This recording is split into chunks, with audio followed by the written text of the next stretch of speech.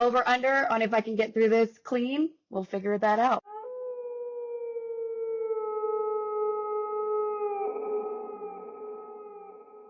All right.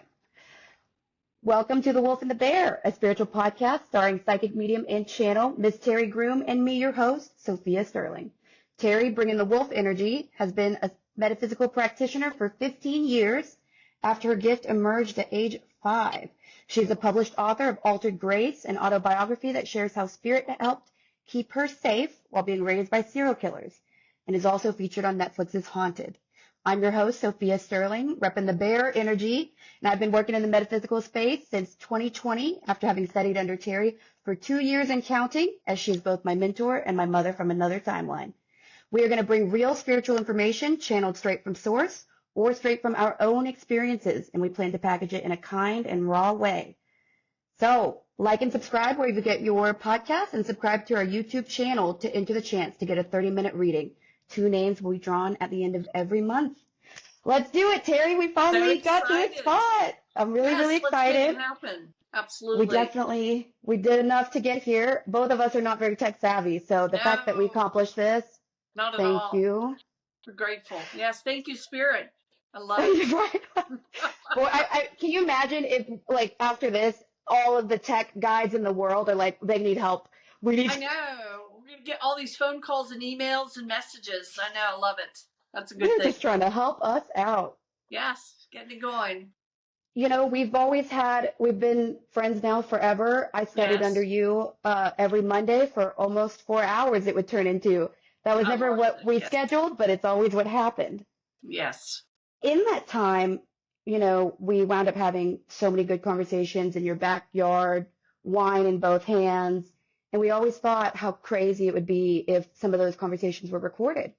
Yes. And so here we are. There's been a lot of information and a resurgence of spirituality as a topic, which I think is amazing and wonderful and appropriate, I suppose, for the age of Aquarius that everyone's talking about.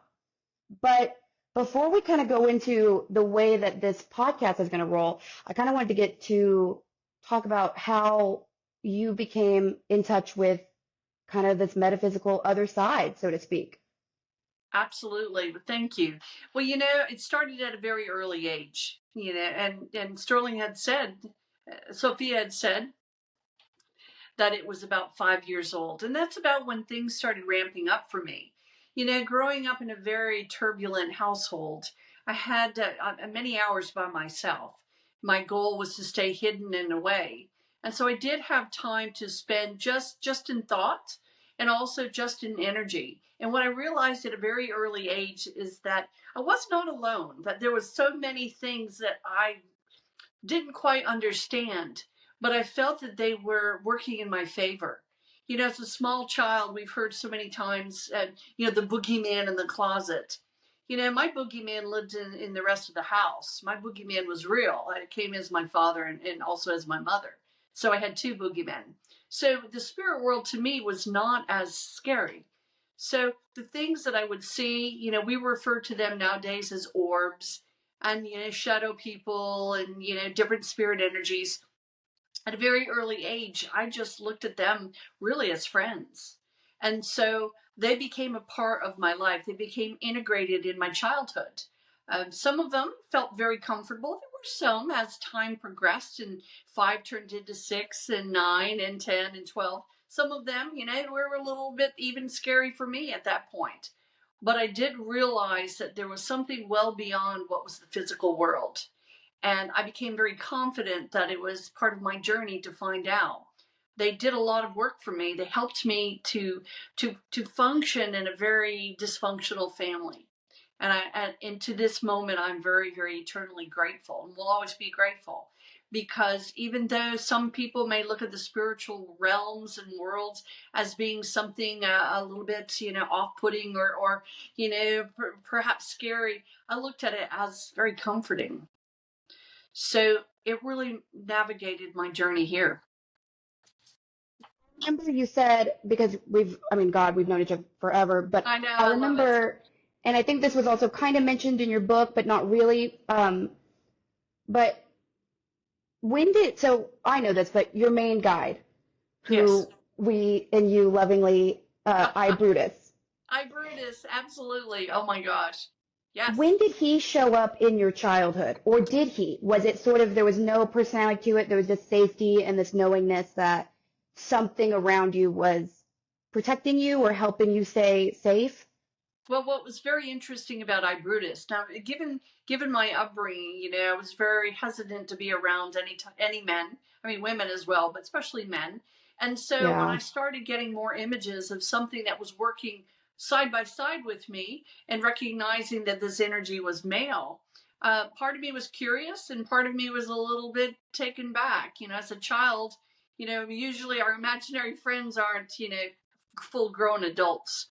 And so it's really the story behind I Brutus to me is very charming, because as I got to know this energy, I started asking questions and I wanted to become more familiar. So I did ask, who are you? As you can imagine, a curious mind wants to know. They've got someone by them, on a 24/7. They want to know who is this?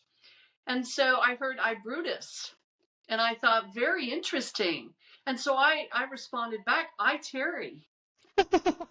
And I felt very like this frustration come across.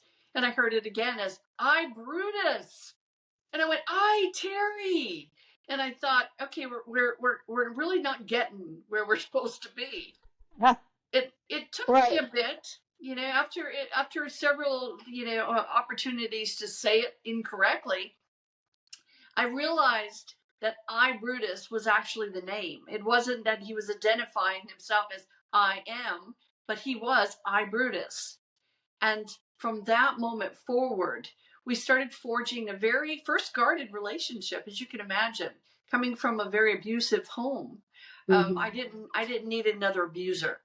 So I had to make sure that the spirit world was kind and friendly moving forward with more information as far as whom now was with me. And I'm sure probably also confused, like, why are you Uh, with me now? Certainly, well, well, you know. absolutely. Well, again, given my background and given my upbringing, I was grateful for anyone that wasn't trying to knock me on my butt or harm me in other ways. So anyone that seemed to have kindness, I figured at least would be good for a little while. So I was not nearly as timid as most would think about dealing with the spirit world.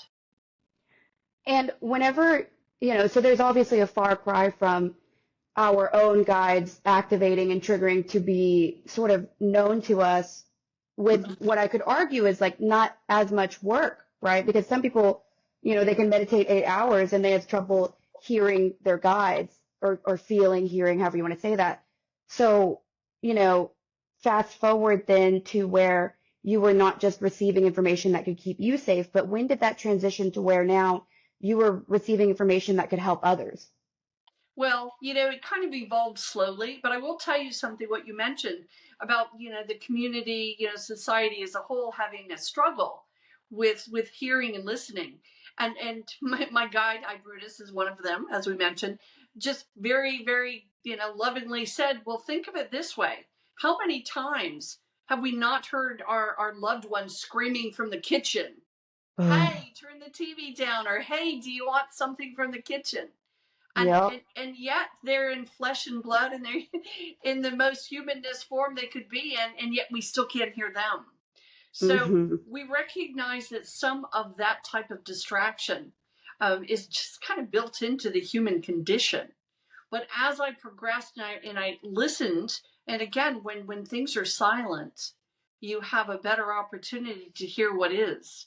And so I recognized early on, just based also on what I was dealing with the house, that I could help others by simply paying attention to what my guide said, and simply trying to help those that weren't so fortunate to leave my home.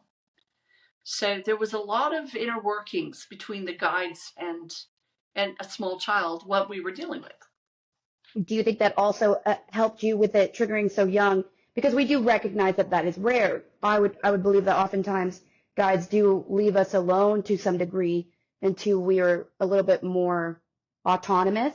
Yes, But precisely. that also probably, I would argue, because, I've trained with you for a while, and even to this day, my access to my guides requires a lot more concentration and focus, so to speak, than sometimes what I see with you, it feels like. Of course, that's just a feeling I have.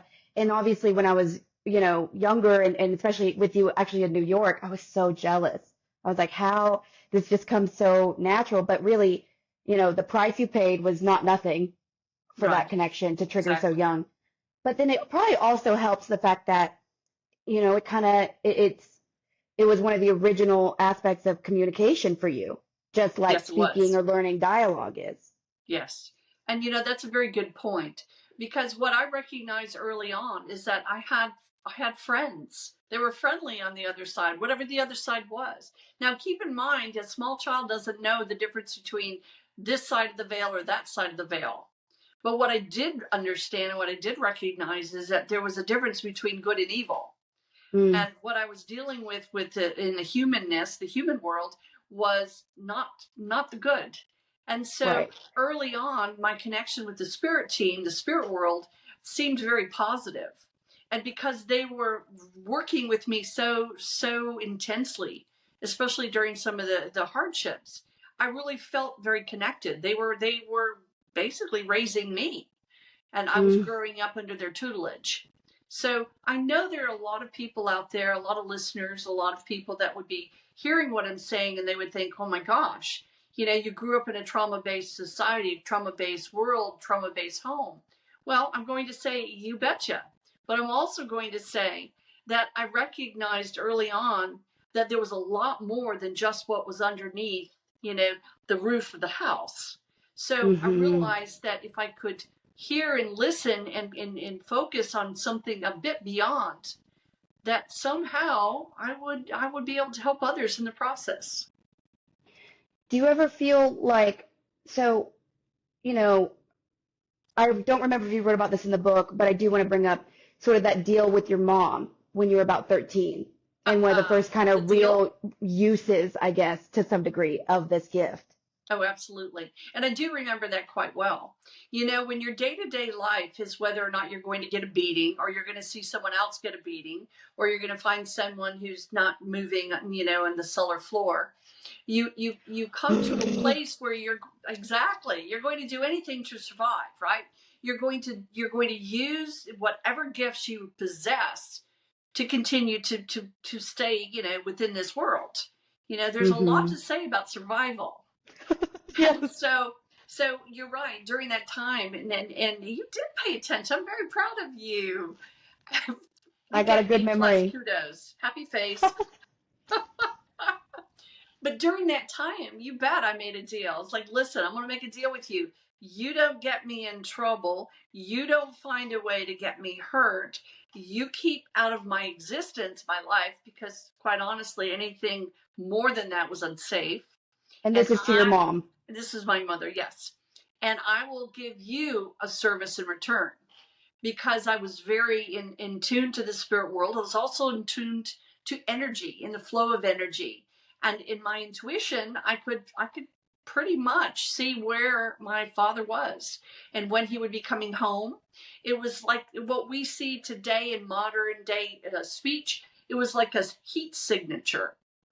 And I could see a heat signature from him throughout his day. Mm-hmm. Early on, the term I used, and I shudder at this term into my adulthood, is that I felt like I actually was wearing him for a while.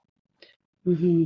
So I could see the what times, the whereabouts, when are you coming home, what is going on, What and of he's doing course, at the moment. exactly. So there was a lot of things I wasn't really prepared to see at such a young age, but that I was willing to see in order to also survive. Mm-hmm. And so I kept my end of the bargain, and she did mostly a decent job at keeping her end of the bargain. I would Mm-hmm. let her know when he was coming home so she could prepare herself however best she felt she needed to. And so Ugh. it was a very interesting task for a young kiddo. And you are the youngest as I well am. of the I'm the kids. baby. Yeah, I'm the spoiled Yeah. one. Uh-huh. Well, also, it did sort of shake out to be true as well, obviously, and we'll get into this, I'm sure, later at some point, but you know, your dad was very intuitive, obviously. Yes, Uh, you know, and then there have been other members in your bloodline that are intuitive as well, very absolutely. strongly. Yes, But very at the much so. time of the kids, you were the only one who was truly exhibiting those gifts. Well, absolutely. And it's not necessarily that no one else was experiencing things, but you know, when you're barely 5 years old and you're asking your sibling, "Hey, do you see the woman with the hair pulled back in a bun in the bottom of the curtains?" And they're looking at it like, "Oh my gosh, I'm so full of trauma and abuse that, you know, you could tell me that there's a unicorn in the room and I'd probably believe it too." Do you see? So Hmm. there was a lot of almost like, like being very, well, okay, if that's what you're seeing. And then on the other side, it was, "You're crazy. This house has done Yeah. it to you. You're nuts." So there was Well, a and on fine top of line. that, I just remembered, or maybe they reminded me, I mean, all y'all were just completely discouraged from communicating with each other. So there was no real way to pair together if No. anybody else was really having these metaphysical experiences, and certainly not a level of trust to where you could go say, hey, you know, brother, sister, like we could maybe get together and figure out how to handle this Right. because you'd get beat, they'd get beat, everybody would get Oh, beat, and so absolutely. it wasn't an option. Well, and you know, you mentioned it's not an option. It was actually quite detrimental for us to have any communication because the rule of the house was, and again, divide and conquer. You know, you know, there's safety in numbers, and that doesn't work well in a very disturbing upbringing. Okay, so Nope. what we were told was that if we are caught speaking to our sibling, then they would get the beating. So what it did was it took away the responsibility and placed it on the innocent. It made Oh, everything go back to the person that you were trying to get help from. So why would you do that to someone? So it was very easy to remain silent.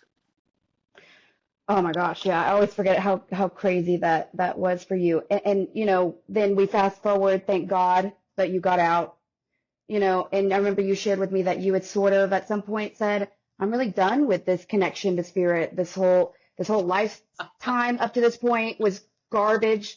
Like then these guys are kind of over here trying to get you to do a good thing. And you're like, yeah, I've done enough. And eventually you just turned it off for a minute. Well, and I did turn it off for a minute, you know, as I wrote in my book, and it really impacted me as I grew up. I made a deal with God. I said, "Listen, if you keep me alive, I promise I'll help your people. I don't know how it's going to be translated, but I'm going to help your people. I want to be normal, whatever normal means to a child, you know, from 5 all the way up." I knew it meant something different than what I felt. And so for me, I felt very obligated to do something grand, to do something better. And so as I basically exited, you know, teenhood, left at 18 as quickly as I could get to the front door, what I realized then is I had to sort out if I was normal. You know, if I'd been asking for it for all these years, I hadn't had any practice. So I needed to go into the world and see what normal looked like. So I didn't allow the voices of the spirit world. I put them aside. You know, I educated myself well enough, even though I wasn't allowed to use books in my household. I educated myself with the spirit world, and I did start learning at 16, 17, and 18 that, you know, there were actually mental illnesses that people could translate into speaking to the opposite side of the world, you know, beyond the That is veil. interesting. And so I thought, oh no, I've been saying I'm going to be normal. Why do I want to talk to the spirits again? So long story short, with the promise that I made, and along with the fact that I was given many opportunities to make a difference for those, I I I hate to admit it, but for a while I put it aside. And finally I said, "Listen, okay, if I am normal, let's take a shot at this. If I'm normal, then you better give me some validation when I start helping people that they need it. That those I'm helping know that I'm speaking to the grandmother on their other side. Know Yeah. that when I say your car is needing a new battery, that I'm not just crazy." Exactly. Well, and that is, I mean, that's a real concern, you know, and you just mentioned too, you know, your relationship with God. I remember, I want to bring up real fast because I always think this is so cool of you and so much on brand for who I know you to be. But you went to the UK and you did a training, and Yes. then you have nothing to show for it. No, I Can you don't. tell us why? Oh my gosh, I have to tell you, I absolutely love the training. I've always been interested in healing and natural healing. I made the decision if I was going to help, I had to find modalities to do so. And it couldn't be just one, it had to be as many as I could understand. So I did. I went to England and a couple different times, in fact, and did a very extensive course on healing and worked with a wonderful team of spiritualists. But what I didn't recognize and didn't understand, because I wasn't looking for it for sure, was that at the end of these courses, they asked me to sign a form so I could be certified and do some other work and, get more integrated in what they do in England. But I had to sign a form. And this form I will never forget, because what they asked me to do was denounce my faith. They were saying, okay, now they didn't know my history. They didn't know my promise. They didn't know anything about me other than I was a student. But they asked me to give up my faith. They said, hand me over your faith and I'm going to hand you over a piece of paper. And you're going to get this to put on your wall. And I made the decision that I would rather have it in my heart and they could keep their piece of paper. So all my efforts didn't pan through as far as something that I can put in a frame. And you know what? I'm perfectly fine with that. Oh yeah. Well, it's one of those things too where, it's like, I hate to say it this way, are you healed or no? You know what I mean? Like, does your knee feel better or no? Exactly. And you know what I want to say, Sophia, as well, is that where they were coming from was a belief system. And that's where we get all caught up. They Mm-hmm. were considered, and again, I make no malice, no hateful statements, but they are a group of spiritualists. And I love a lot of the beliefs and the system of helping and doing, but this community of spiritualists believed that there was no such thing as one God. And so Right. when I was having to denounce my faith, it wasn't anything in their view as being treacherous or off-putting. It was just a matter of fact. And so that was a really important step for me. Well, I'll move on after this topic, but I do want to just say I will never forget in one of the first parts of our training, and I had not said anything about my religious beliefs at all. And part of the reading material you gave me was a lot of biblical scripture that references God-given gifts. And I remember feeling like, I was just impatient. I wanted to get to the good stuff. I wanted to see crazy stuff. But I remember clocking just the fact that it was really like comforting or something, maybe just to recognize um, that there was this other world that clearly through study and through evidence that spirit gives us seems to be true, despite that we can't see it, that metaphysical aspect. And yet also there's a lot of love from God and from scripture about it as well. So Yes. I thought that was, I'm not sure there's other, I mean, I've been around the block now a couple times with the metaphysical community. You don't really see that. And I think that's really, really cool and wonderful. Well, I'm going to add to that, Sophia. What you're saying is very interesting, because the first thing that I noticed when I started working more into what we call the metaphysical community, I was under the impression that everybody that was similar to me had the same belief system as me. Now, again, Mm-hmm. I'm not opposed to different belief systems. I have a lot of understanding of many different faiths, and I'm perfectly fine with that. But the one thing that challenged me was I realized and recognized that not everyone who believes in what we believe are kind. Not Mm, everyone that believes what we believe have a genuine purpose. And mm, that blew me away. It blew me away because I thought, how can you have all these gifts and come at it from an angle of deception? And I'm not yes. saying, please understand, I'm not saying that everyone was on that page of deception, but how could you not do it from the heart when these were such God-given gifts? Now, again, God, source, universe, however best you see it. I'm not going to oppose any of that. But we do see it. And my dear, I remember so well, you were ready for throwing fireballs. You were like, get to the good stuff. What you got that we can just, let's hammer on that. Let's get all this going. But first we had to step back. We had to say to each other, what are you getting from it? What are you wanting from this? The gifts of the Spirit are a responsibility. They're not just a playground. They're not just to go out there and act like, like the best intuitive in town. They come with a lot of responsibility. I'll never forget the first couple classes were your perception class, of course. I love that class. And you said, you're going to close your eyes and act and try to move that water bottle. And I thought, what have I done? I was so excited to be there, obviously, of course, but I just thought, I don't know how to do that. I don't really even know how to try to understand what she's asking me to do. And so that therein again goes to show, if you approach trying to quiet, which is really what it is to listen, Yes. with an urgency or an arrogancy, you're not going to be able to do it well, if at all. No. And see, as humans, we don't like failure. We want instant success. And we shun Yes. away from failure. We recognize that if it doesn't actually feel solid in our hands and our movement, that we must have failed. Mhm. Perceptions is much bigger and grander than any of that. And you had to believe that you could before you ever would. Well, I remember I just didn't want to let you down. But I also, that fear, and now I've gotten better about it, obviously, but that fear of like, am I just making this up? Do I think I have moved the bottle, but I haven't, and then to extrapolate further on that, even just the readings that we now do, there's always that Absolutely. moment of, did I hear that right? We do. We get caught up in that phrase. In fact, we really should have it on a poster because people say that all the time. They truly feel that way.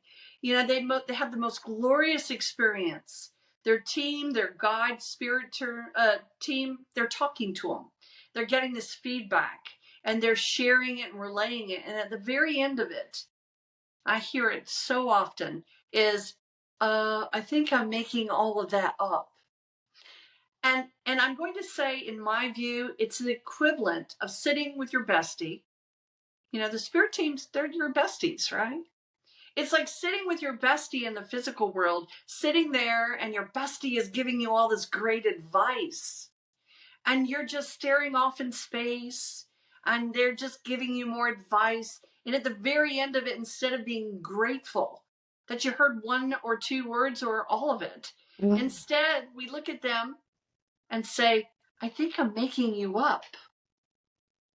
How deflating wouldn't that be to be in that role, to be across from that person that really wants to help and not really being heard?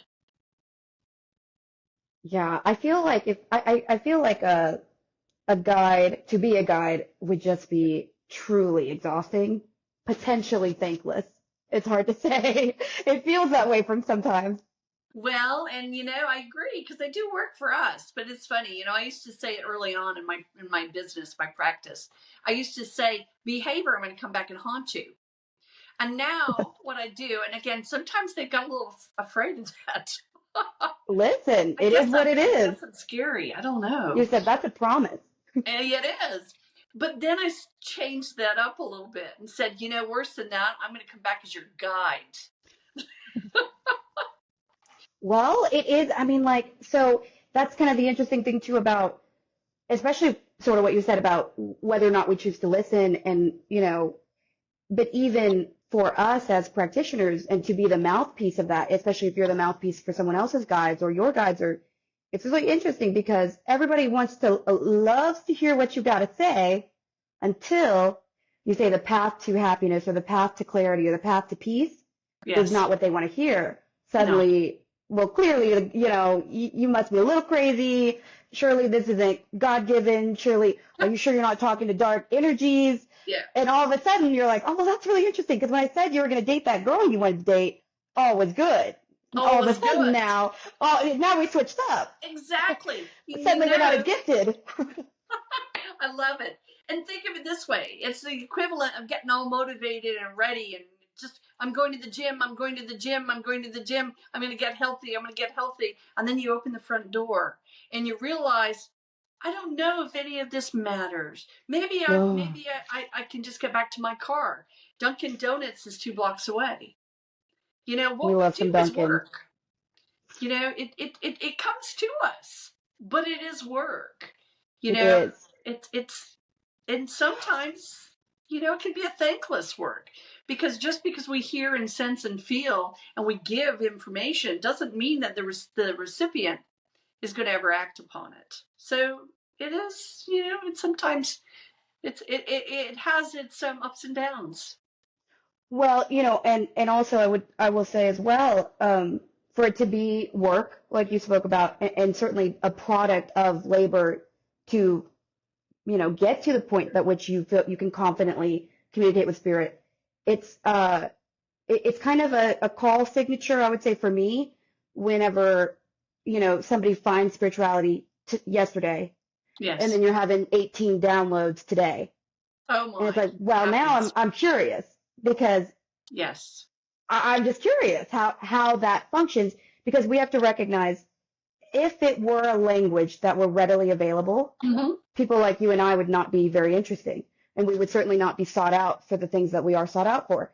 Right. So I do think that there is sort of a little bit of an ego trap in thinking that what we do is something really that crazy, because you and I have talked about all the crap that we deal with in our personal life, that if we had any gifts that were feeding that information back to us, we'd miss all of those potholes and road bumps, but we don't.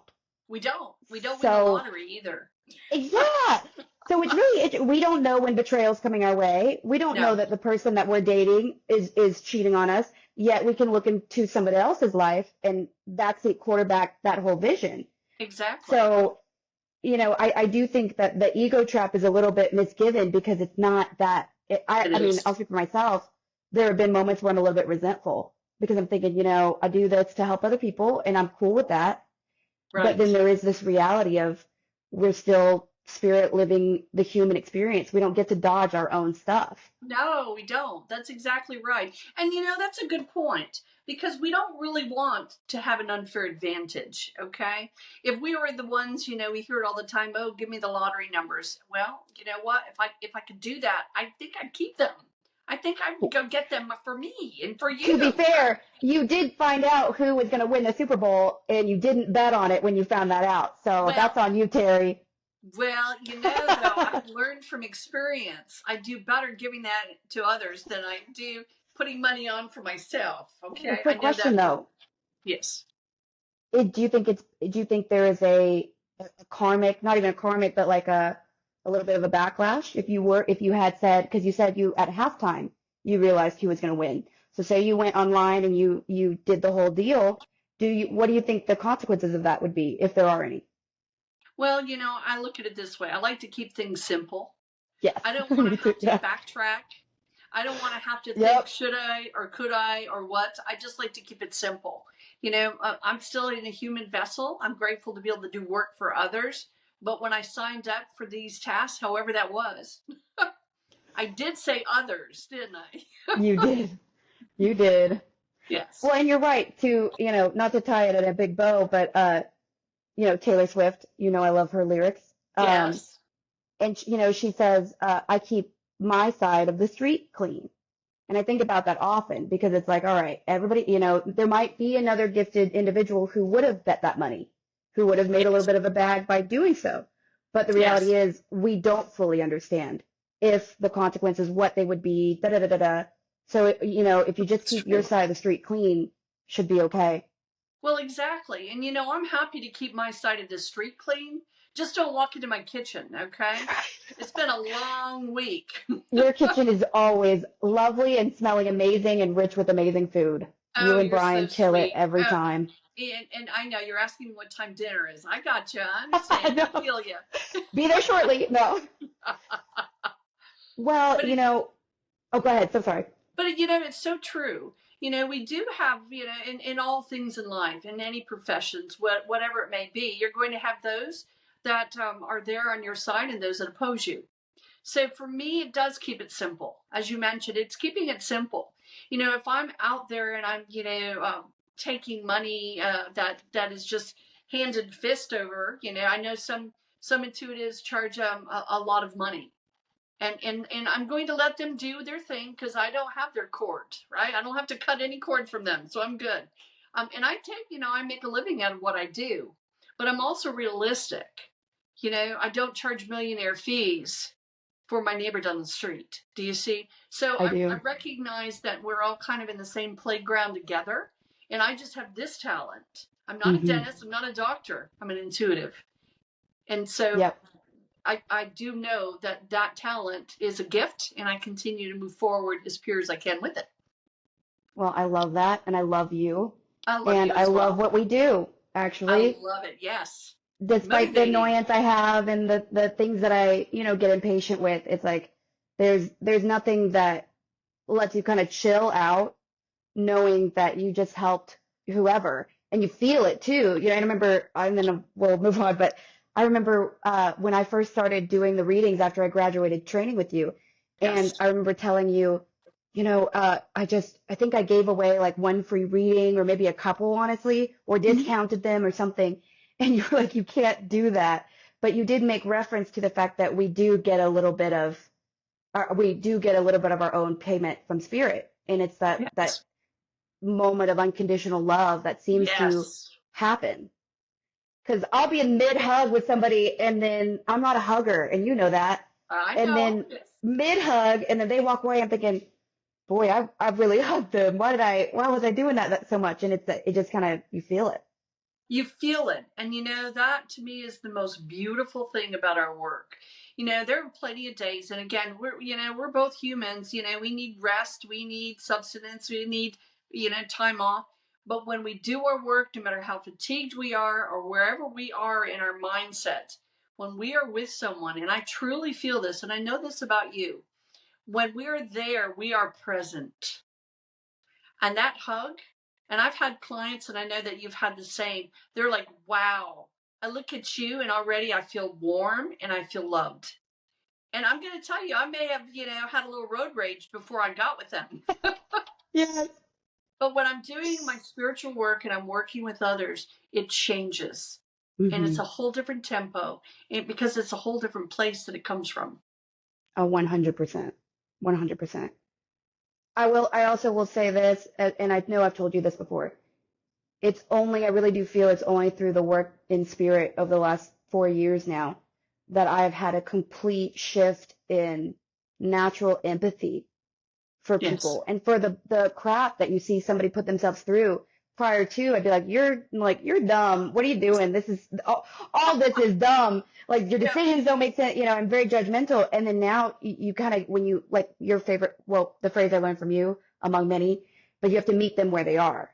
And oh my Yes. God, once you do, it doesn't look so dumb. It just looks like, oh, that made sense why you did that, and that checks out why you did that. Oh, and you were in a Yes. hurt position here, so then you did that. It made me a Yes. lot more patient in my life. Well, and that's a good point, because what we recognize is that is a human condition. When you go in there with a bunch of judgment, you and I in an intellectual way we know that 1 + 1 = 2.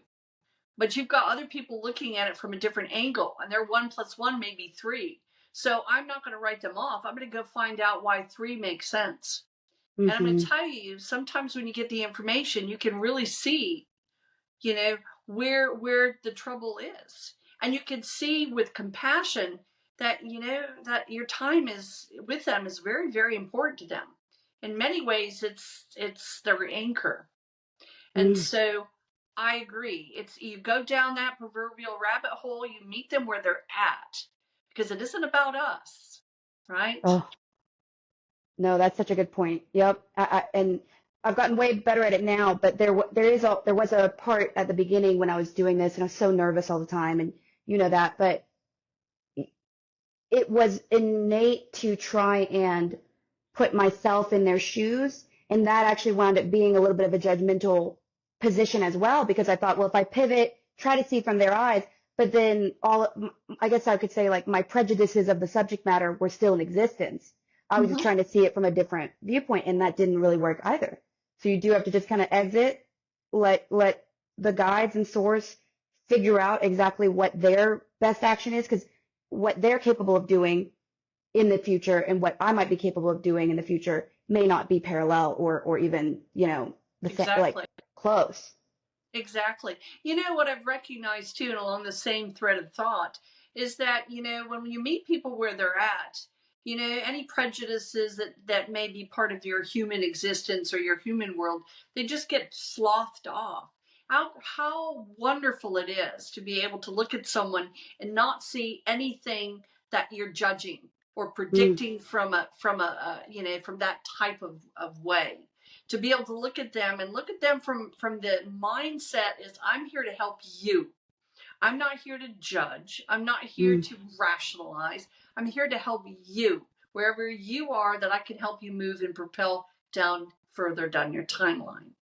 So you're right. I mean, there's many ways that you can sit with someone and be in their world, but how beautiful it is when you can be there and no judgment whatsoever, no earthly opinions. Spirit speaks. mm. I love it. That was beautiful. I love You it. always nail it, Terry. I don't know about that, but I sure try. I love it. Actually, I don't try. I listen. That's the difference. That is the difference. That's it. Actually, yep. That's one thing you ingrained deeply, I would say. Now that we have sort of gotten to know you a little bit, and by proxy a little bit about me as well, I wanted to mention, I had a question for you, and Okay. I also wanted to mention, what is your favorite memory of our training days? And if you don't mind, I'll go first, because I always get tickled with this. I love it. You go Because ahead. the ego, man, for I me love it. especially, she out there. And I remember you one time, I asked you during training, and we were about midway through, so we knew each other pretty well. And I said, Terry, the topic that a lot of people love, the past life thing, which Past we'll talk lives. about that one Yes. day. But I said, Terry, uh, do you think we knew each other in a past life? And I'm sitting here thinking you're about to say, you were my mother, we were sisters, like there was this crazy. And you say, listen, I see there's a dreary little town, seems to be near the ocean. He said, and I feel like Terry, I feel like I'm inside sewing something or working on some kind of cloth. And then you said, and I look up and then I see a male on a horse going to battle. And you're like, and I think that's you. I remember just thinking, that is not what I wanted to hear. And then, I just remember thinking, that's okay. And then, but fast forward to now, God, months and years later, Yes. it turned out, which you didn't tell me at the time because you probably knew my ego didn't need to hear it, that there was a potential that I was present at the same time that Brian was in that town Yes. with you. So there Yes. actually was a lot of beautiful meaning with that placement. But I was like, I bet her judgment said, not right now. I remember just You thinking, I really want something good. Exactly. And who wouldn't? I mean, I can't tell you how many Cleopatras I've met over the last several decades, okay? So I know we want the most from our past lives, but sometimes what we fail to recognize in those mundane or gray skies and that era, or whatever it may be, that those are the most monumental moments of Mm. that existence. And sometimes we have to kind of let our ego go a little deflated. Not that you ever had a problem with ego. I know you were looking for something much more grand. Let's talk about riches and castles and moats and Tell beautiful, me I was a things. princess. A princess. I mean, half the world, they're princesses, so why not us, right? I tell people this all the time, and everyone looks right through me when I say it. But I'm like, is this lifetime particularly crazy for you? Because there's probably more of those in your timeline, in your soul timeline. You know what I Yes. mean? Like, yeah, of course, there've probably been moments where we had authority, but equally as much we didn't.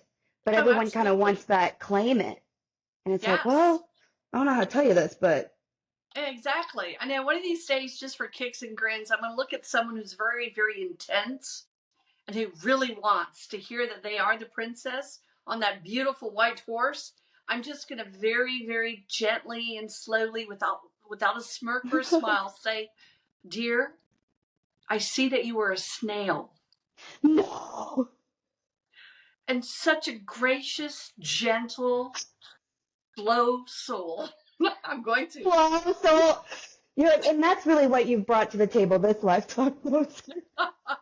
And again, it's not to poke fun, but No. it is fun, but it's more to make people recognize there can't be, 50% of the society, the most Yep. glamorous, of all history, of those that, did all the wonderful, monumental things in our history and our lives and our past. We can't always hold those titles. That No. we are beautiful souls that have had sometimes mundane lives, but also very rich lives, maybe in less settings than what we're anticipating or hoping for. 100%. And I'm sure over the timeline of this podcast, we'll deep dive into. Every time I talk to you, there's like all these little bits that I want to expand on, and we will get a chance. I feel, And I we know for will, sure. absolutely. That's the plan. Yes. But okay, so we recognize that this first episode is going to be a little bit longer because I wanted everyone to have a chance to get to know who you are and certainly why I think you're so special. And You're very sweet. but let's go ahead and get to our first segment, which is. Can we yes, do please. one thing real quick? Yes. No, you have to. Yeah. I'm so sorry. I have to tell you the thing that we had in our sessions that I found most endearing. Oh no. Okay. Oh, I'll never forget the look in your face when I said, "Do you see the energy? The energy's everywhere. Look, there it is." And you saw something move across the front of our door. Do you remember that into the store setting that we were in? I do. And I remember. You kind of caught your breath for a moment because things got real, didn't they? Mm. And you could feel And that I there was remember energy. not even sure, that moment we just talked about, that I could be crazy. And then I didn't want to let you down. So I also wanted to be like, I didn't want to make it up too, or either. Yes. But yeah, no, oh my gosh. There were a lot of times where you proved to me that I was capable of doing stuff I didn't think I could. Well, you always had it within you. You just needed to kind of, bring it out and allow it to be rather than to judge it. Well, and I couldn't have done it I don't think I could have done it with a different instructor. I don't know. Well, you're very kind. I kept we you did on the your work toes too. as best as I could. Yeah, well, you're amazing. My God. Oh my gosh. And thank God for, the gifts that you had because, even the guide work. I mean, I'll never forget whenever you made me try and get to know my guides, and that was really stressful because I thought I was making crap up, and then I remember, you had seen pretty much the same thing I was seeing, and I just thought, this is happening. Mm-hmm. These energies are in the room with us. Too. It was in the moment. Yeah. We were both connecting to it. Oh, I do miss those days. But I am very excited about this new journey you and I are doing together. Well, I am as well. That will be very fun. Very much so. So, human to human, what has been going on with you in the world? OMG. Seriously? Yes. Well, you're always busy. I'll say this again. Terri does not know the meaning of a blank space on her schedule. And that's okay. I'm happy to be busy. I love being busy, actually. And, I will mark a day off in COVID, that day off, and I'll circle it and I'll mark it with an X in the center. And then what I do, because, with an X, there's 4 different spots to put names. Yes. I'll go in there and I'll fill in names. And so it really, I don't know if I'm a martyr or what, but there's weeks weeks and weeks that I don't take a day off. But I love what I do. It's very energizing. So I am working on my allergies. So if my eyes look really baggy, it's not because I'm old, people. It's really because my allergies. And I may have allergies for at least the next 10 episodes, right? Okay, good. Listen, everybody can, one day soon, as soon as spring hits, we're all going under. Us in this Texas every tree out there does not want us to be well. No, not at all. And I mean, I've got a wonderful family, including you, a wonderful family. I've got two brilliant cats. I really think they're smarter than I am at times. I started spelling around one of my cats, my female feline, Vita. I started spelling just to get her not to want to go, Outside. And she learned what that meant.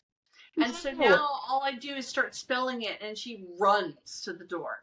So she's learning, it's not sign language, it's actually the English language in the spelling of such. Hilarious. So I'm having a lot of fun watching my cats kind of evolve more than me.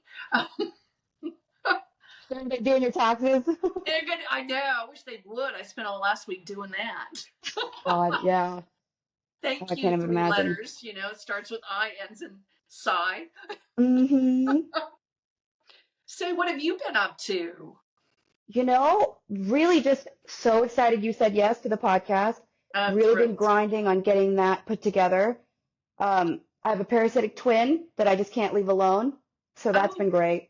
Very cool. Absolutely. But befriend it. It'll be there a while.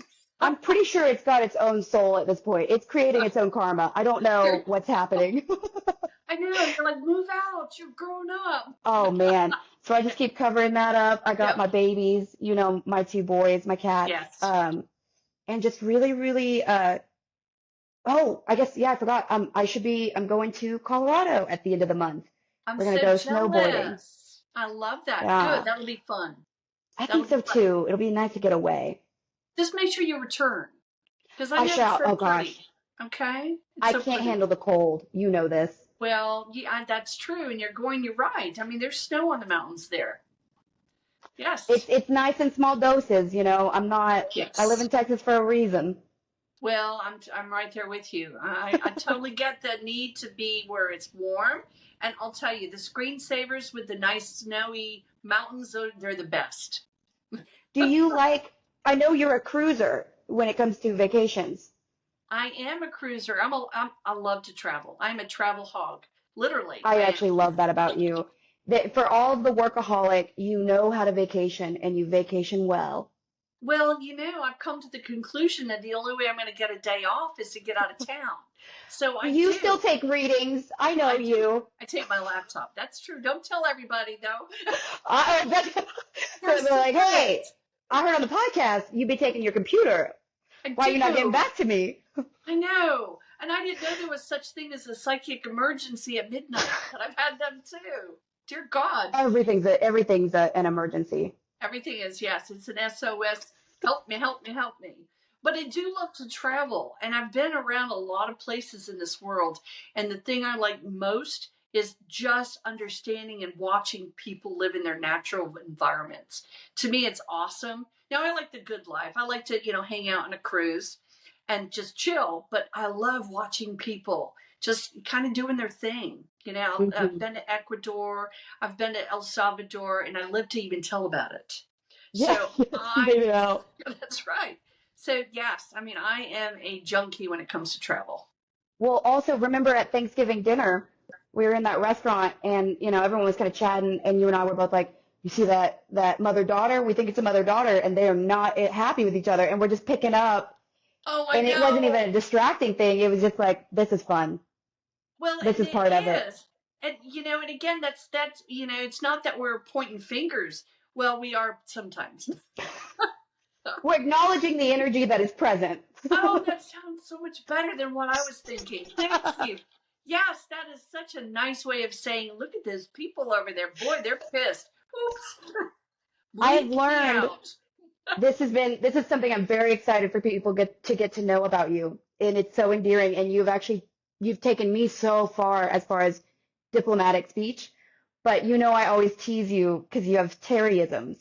I know you do. And you refuse to say anything mean about anybody at any time or anything about a subject matter. And I remember recently you were talking about, unfortunately, you had a person who their partner was in prison. And yes. You said, now, and you were going back, you'd already explained something else, and you go back and you said, now, so we do know that he's in prison, not the best venue. I was like, what are you talking about? And that's a Terryism. I'm here for it. Well, you know, Not the best venue. again, there's a lot of ugliness in our world, and people Hmm. know, if you're there, you're probably not really having a good experience. You're not having a good Right. life, right? No. You're not getting, more. You're not getting more than one phone call. Let me put it that way, So, okay? So, so in order to be able to move forward, what I've always told my spirit team that helps me, I said, listen, we were talking to actual people. These people have feelings, they have emotions, they know they're down on their luck, they know they're stressed. A lot of them are. And so we don't need to perpetuate that feeling. We need to right. lift them up for the short period of time we're here. We got to get Yep. real and we got to get honest, but we don't have to be hateful. And No. that's why, yeah, these Terryisms, as you call them, they just naturally kind of go blah. And even I love it. sometimes I when love it. I Because laugh I sometimes think, too. I think maybe I'm picking up on that is you really do speak with love. I try. And maybe I get Voice. tickled at the thought that there's really nothing you can't speak about with love. Not that I've heard. Well, I'm very grateful to my team because again, I expect them to lead, to help, to share with love first, Hmm. wisdom second. Mm, And I I say it love that that. way because what we need more than anything is a good, healthy dose of love. And a lot of people are in short supply. Mm, And yeah. wisdom, I'll tell you, wisdom is something that they're either going to keep or throw away. But that healthy dose of love is something that they won't even know what to do with if they've never had it, but they're likely to receive it. And so that's Oh, why I wow. lead with love and then I lead with wisdom. Well, that's why you're the GOAT, Terry. I don't know what to tell Oh, you're you. so funny. When I first 100%. heard that expression, I did. I'm old, okay, just for the record, just in case you haven't seen, the allergies under my eyes. Um, I was like, oh, great, I'm a goat. Oh, God, I'm a goat. Oh, No. no, goats are evil. I'm a goat. Baphomet, Goats yeah, are yeah. evil. I thought, yay, I'll have to go find out what that is. Nope, nope, nope. Greatest of all time. Greatest You're very that I've ever kind. met. I would definitely say, without any concern, greatest that Dallas has. So, Well, you're very sweet. And I'm, I appreciate that. My cheeks are glowing, and so that means I'm very, very just sweet. That's very sweet for you to say it. And so well, it's thank you. true. Of Okay. course. I'm just lucky to be an intellectual legacy. I'm like, guess who trained me? Terry. Well, and I'm grateful for you to say that because I've watched you work and I'm extremely proud of what you do. And I see Thank a you. lot of integrity and love and understanding in your messages. And I'm going to tell you, that's what this is supposed to be about. We're not charlatans. We're not, psychics that are out there, kind of, taking and pillaging the community. Okay. So we know we have a task to do. We know we have a job to do. We know because we do it out of love. It's what we've come here for. Okay. Hmm. And sometimes it might take a 14, 16-hour day. And that's just what we do. That is what we do. It is And what we we try do. to do it well, and we try to do it humbly and honestly, and like you just said, with love. Otherwise, With what are we love. doing? Absolutely. So many things can be solved and resolved by just having a listening ear and a kind heart. It's something that we're in short supply of. We talk about the food chain, and how that's changed, and we're worried about that diminishing. I feel that we Mm, need to start first with what we already all carry inside of us and work towards replenishing that. dang. Y'all heard it here first. We got to figure out what's going on in the heart, huh? Got to figure it out. We can fancy talk it to heart chakra all night, but at the end of the day, if you're not using it, you might be losing it.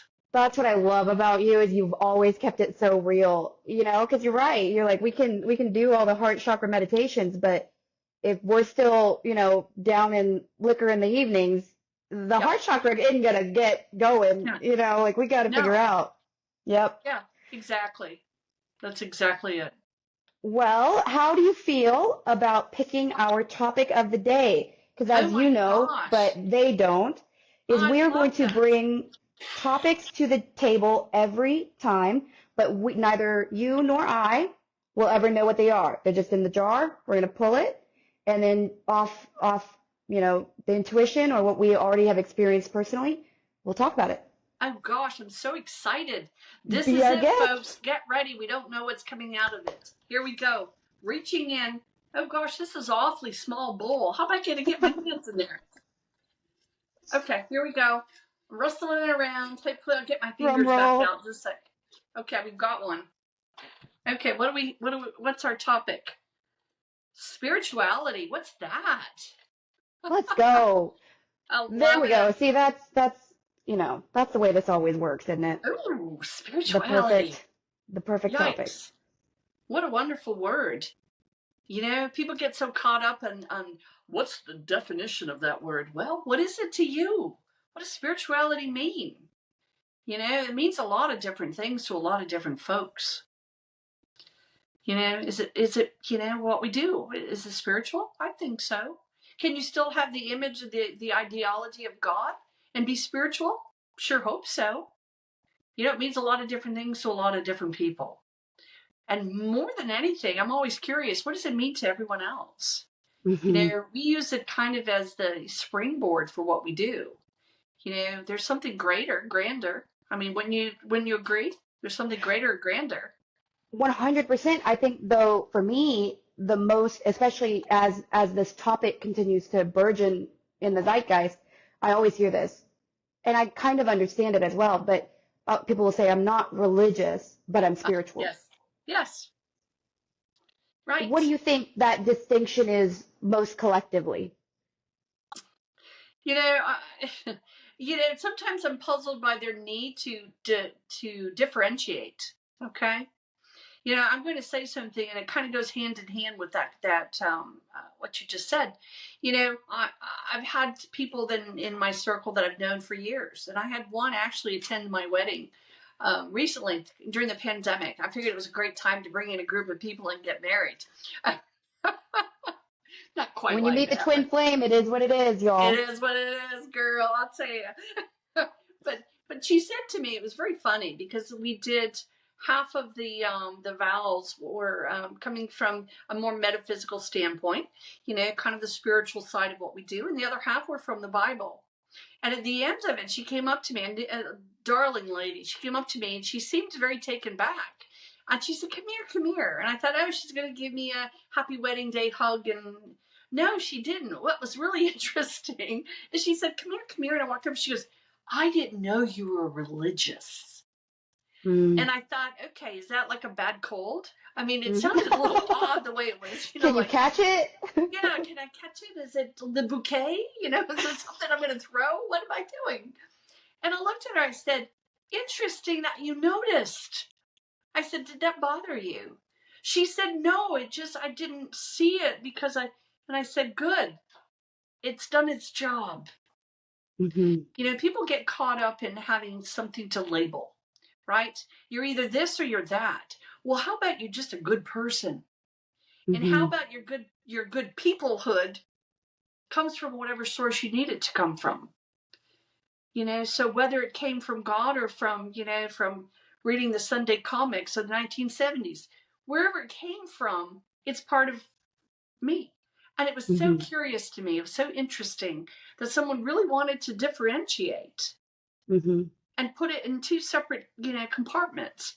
When really and truly, as I said earlier, and I truly mean it, it makes no difference what your belief is. Be a kind, loving soul. Show your integrity by helping others. And then you just as well as anyone else, are important and special.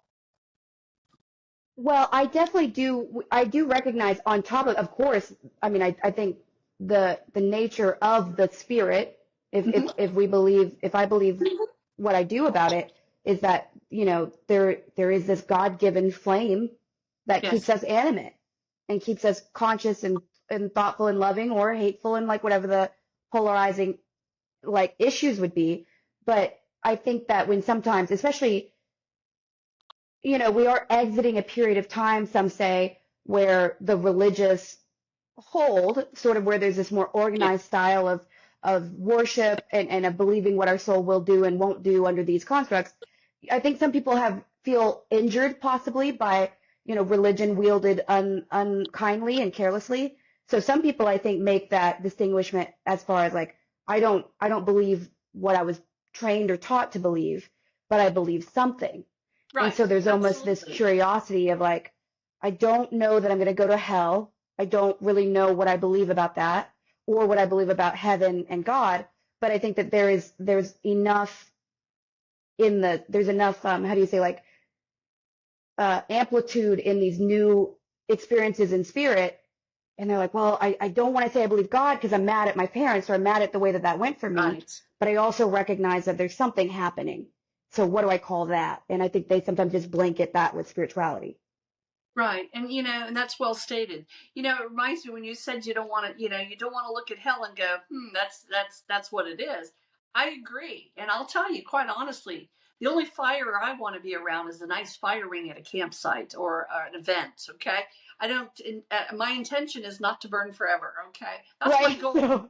And so anything that tells me that I'm not going in that direction, I'm going to go ahead and embrace. But, Right. Sophia, what's really important is that spirituality, if we look at it from the standpoint that it's just a belief that there's something a little bit greater than the everyday thing, that there might be something about either higher consciousness, a higher source that has a little bit more oomph in existence than the human vessel. And you're going to hear me, I probably wore out that term. Human vessel, for all those that are wondering what Nope. the heck I'm talking about, is, some people say meat sack, and I don't like that visual. I'm sorry. That just, Yeah, I could say you we know, could find some. We need a Terryism for that. yeah, I haven't been able to keep a paper bag in the house since I heard that phrase, okay? I don't like that term, okay? So I look at it as a vessel. I'm a vessel of most everything, all the goods that are called my innards, right? And all the spiritual information, all the good stuff. So the Not the vessel is, innards. yeah, exactly, all the innards. And so I want to call it the human vessel. So my real need is for people to be less focused on the categories and go Hmm. into the feel of it. What is spirituality to each and every one? And it doesn't matter to me if your idea is different than my idea or their idea is different from our idea. Believe in something, okay? Mm. I have to throw this in, and this is and it's not to be inflammatory in any way. I had a dear client that I saw for several months, and a very interesting lifestyle, far beyond anything that I would typically adhere to. I mean, I wasn't, would never be jealous of that lifestyle, and we'll kind of leave it at that. A lot of way out there, from we talked about, prison in the last part of our conversation. A lot of things that would have been terrifying to me. And so I was very grateful that when I tried to help her with her spirituality, she found God. But she got the definition of God from someone who was probably very angry. And so Mm. brimstone came in and swiped her across the cheek, right? And so she messaged me, and we'd been seeing each other for months and months and months and into years. And she said, I'm told I can't see you anymore. That that what you do is ungodly, and Hmm. I can't see you anymore. Now I'm going to say, because I'm still in, as I called that vessel earlier, right? I'm thinking, seriously? We have Hmm. overcome everything from every walk of life, and we have been accepting and loving and right in the center of finding a path. But yet, I have become the evil one. Yep. Suddenly. Only Suddenly, recently though. overnight, snap the When fingers. you helped her unravel all the issues in her life, that was fine. But now it's ungodly. Now it's ungodly. And again, I value anyone having their own belief system. I feel it's our right, and I love that. But choose carefully when you choose such a firm statement, because it may be short-sighted. And That's I a will great tell you, point. the funny thing about that is that she realized that seeing me every now and again was only half bad. So is she still a client? Periodically, yes. I'm so dead. Oh my And I goodness, am that's just so funny. happy that I can help her, even if it's only a few times. Well, that is the reality is we're gonna run across, like you just said, I think it really does come down to how do you feel? If you take on a mantle of a new religion, more power to you. But do you feel Absolutely. like it is making you happier, less judgmental, more capable in your own goals and desires? Or is it just adding more rules? Because there's a lot of rules already to the world that we have to follow because we're Exactly. humans. I That's mean, like, right. we can't abort that. So why, if you feel that you are now more locked into Right. reservation against yourself, if religion is causing you to, or spirituality, whatever you call it, is making you judge yourself so severely, you have That's to start it. Yes. wondering, I don't know, what aspect of spirit would want that for us. If it's part of us and we're part of it, then there shouldn't be a version of it where it's actually reducing your energetic value, because we do have a finite amount of energy to any given day. So how do you want to spend Absolutely. it? And exactly. And not only is it judging within, but if you're prejudging others because their belief system doesn't identify with yours or doesn't mirror it, then I have to say, in that belief, are you coming at it from love, or are you coming at it from judgment? So, we see a lot of that take place. And again, that's a whole session all in its own, Yep, yep, yep. and quite deep, really. When we see that, because when one becomes so judgmental of themselves so that they can improve, and Hmm. then they expand it out to all of their other people that they come into contact with, how godly is that? I've told you this already, but recently I've been in quite a few discords and I've met some really amazing people. And Yes. recently there was a kiddo, and I really like him. He's very smart. He's going to be fine. Mhm. But there's an era of, even the psychology has been proven. They call it the prophet era, and it's right after high school. Yes. So there's Yes. a lot Mhm. of, they get targeted for that. If you think certain, energies that would like to scoop, that age up, it's a Yes. great time to do so. But, and we'd had private conversations, and Mhm. just quite interesting energy. But recently, he's been spamming a lot of the religious doctrine. And I'm like, that's Yeah. great, that's great. And in my head, I'm like, I get it, it's the right time. And then he kind of started getting preachy with me. And I remember, and I said, I'm not like everybody else here. Like, I'm grown, and I don't need the preaching aspect, because no matter what, I have to lay my head down with myself and figure out. And Yes. to me, that's Precisely. spirituality. Is like, where do I feel good about what I did today with the people I did it with? Do I feel happy, or at least do I not feel unhappy? You know what I That's mean? And then right. sort of figuring out what that line is for myself. To me, that's significantly more important than needing to tell everybody else, or having someone tell Yes. me what that looks Exactly. like. Because to Right. me, it's like, I get very impatient, and I think, I respect that you feel so strongly. I Yes. also respect the fact that I don't have to feel that strongly. It's okay, you know Well, what I mean? exactly. That's right. It's just like some people's favorite color is blue. I don't know why, but I like purple. Yep, But yep. we both have the right to make a decision. And I know it's not as simple as choosing a color, but it simply is, when you look at it from this perspectiveness, is yes, you have that right to entertain a belief system of yours, to be able to live fully in that belief. And you said something that's very interesting. You said that is affecting more of the younger community.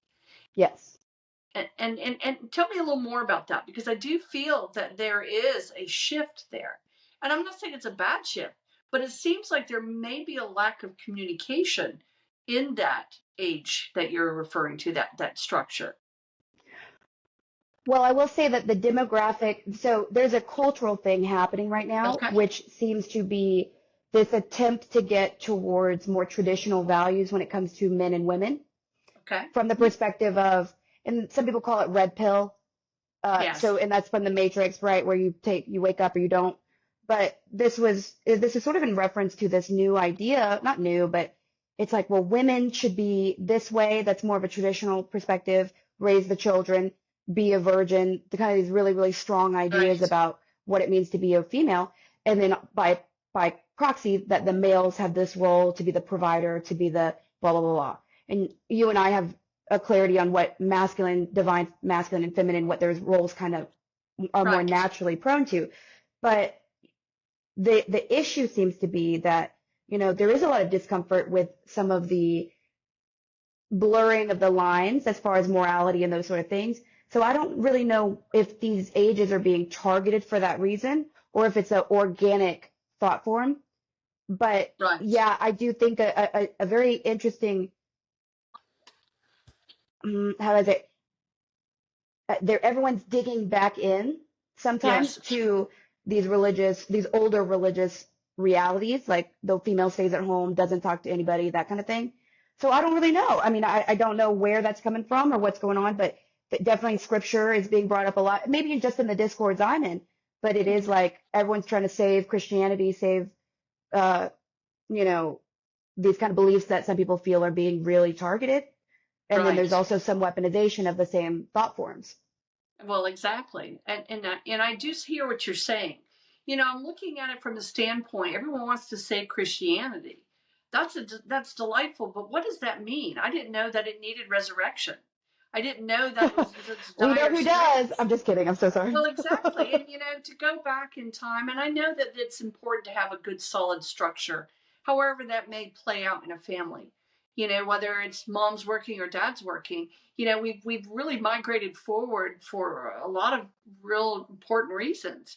And fortunately, and I do say fortunately, I haven't really been face to face with someone who has come to me from more of an ancient understanding of of the system of life. And if I do, then I'm going to very straight face ask them if we're bringing back the dinosaurs too, because I'm good with that. If we're going to have Mm-hmm. this, let's just bring it all back, right? Let's get rid of everything and go right back to the fire that we didn't have, right? A Remember? 100%. Before there was fire and brimstone, right? When we didn't even discuss and know about fire. So, it's far fetched from either direction. But there. I agree. And in our work, I mean, Mhm. like to get really into it, I have never spoken to an energy on the other side who has had anything to say about whether or not they felt that their religious practices, nobody brings it up in spirit. Nobody They care, does. they care about their family, they care about their bloodline. Um, Exactly.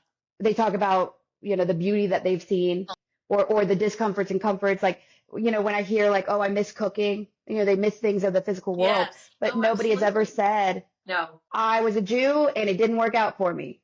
I No, was a no one has Christian and ever it did. said that. Nobody says that. So until I No. hear that be a topic in spirit, and Yes. like that's one of the reasons why I think it's so important that you and I are both active practitioners in this world, Yes. because it's like you can pontificate all you want. But when Right. you're actually feeling these energies that come and tell their grandkids, I like just recently the other day, this grandmother energy, she wanted her daughter who is going through a very hard breakup, a divorce. She was like, remember the strength of our bloodline in the matrilineal way. But Yes. what I don't know is what religious she was. No. So I don't know. And I agree with that completely.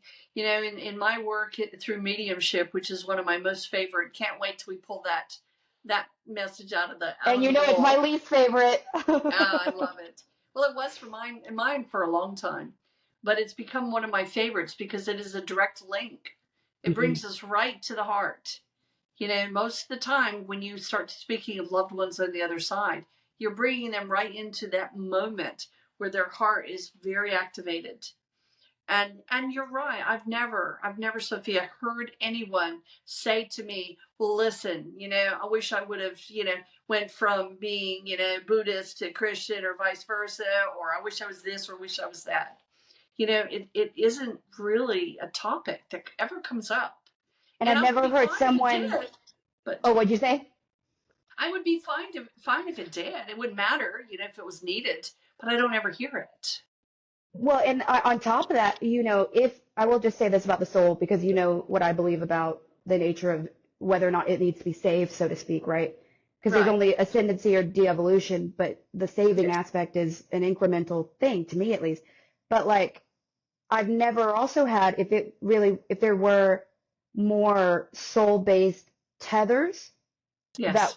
from those structures, you would hear loved ones want their children to convert so that they could Yes. save the soul. And I've never heard that message Never. either about like, I've oh, never you're felt gonna, that or heard that. mm-mm.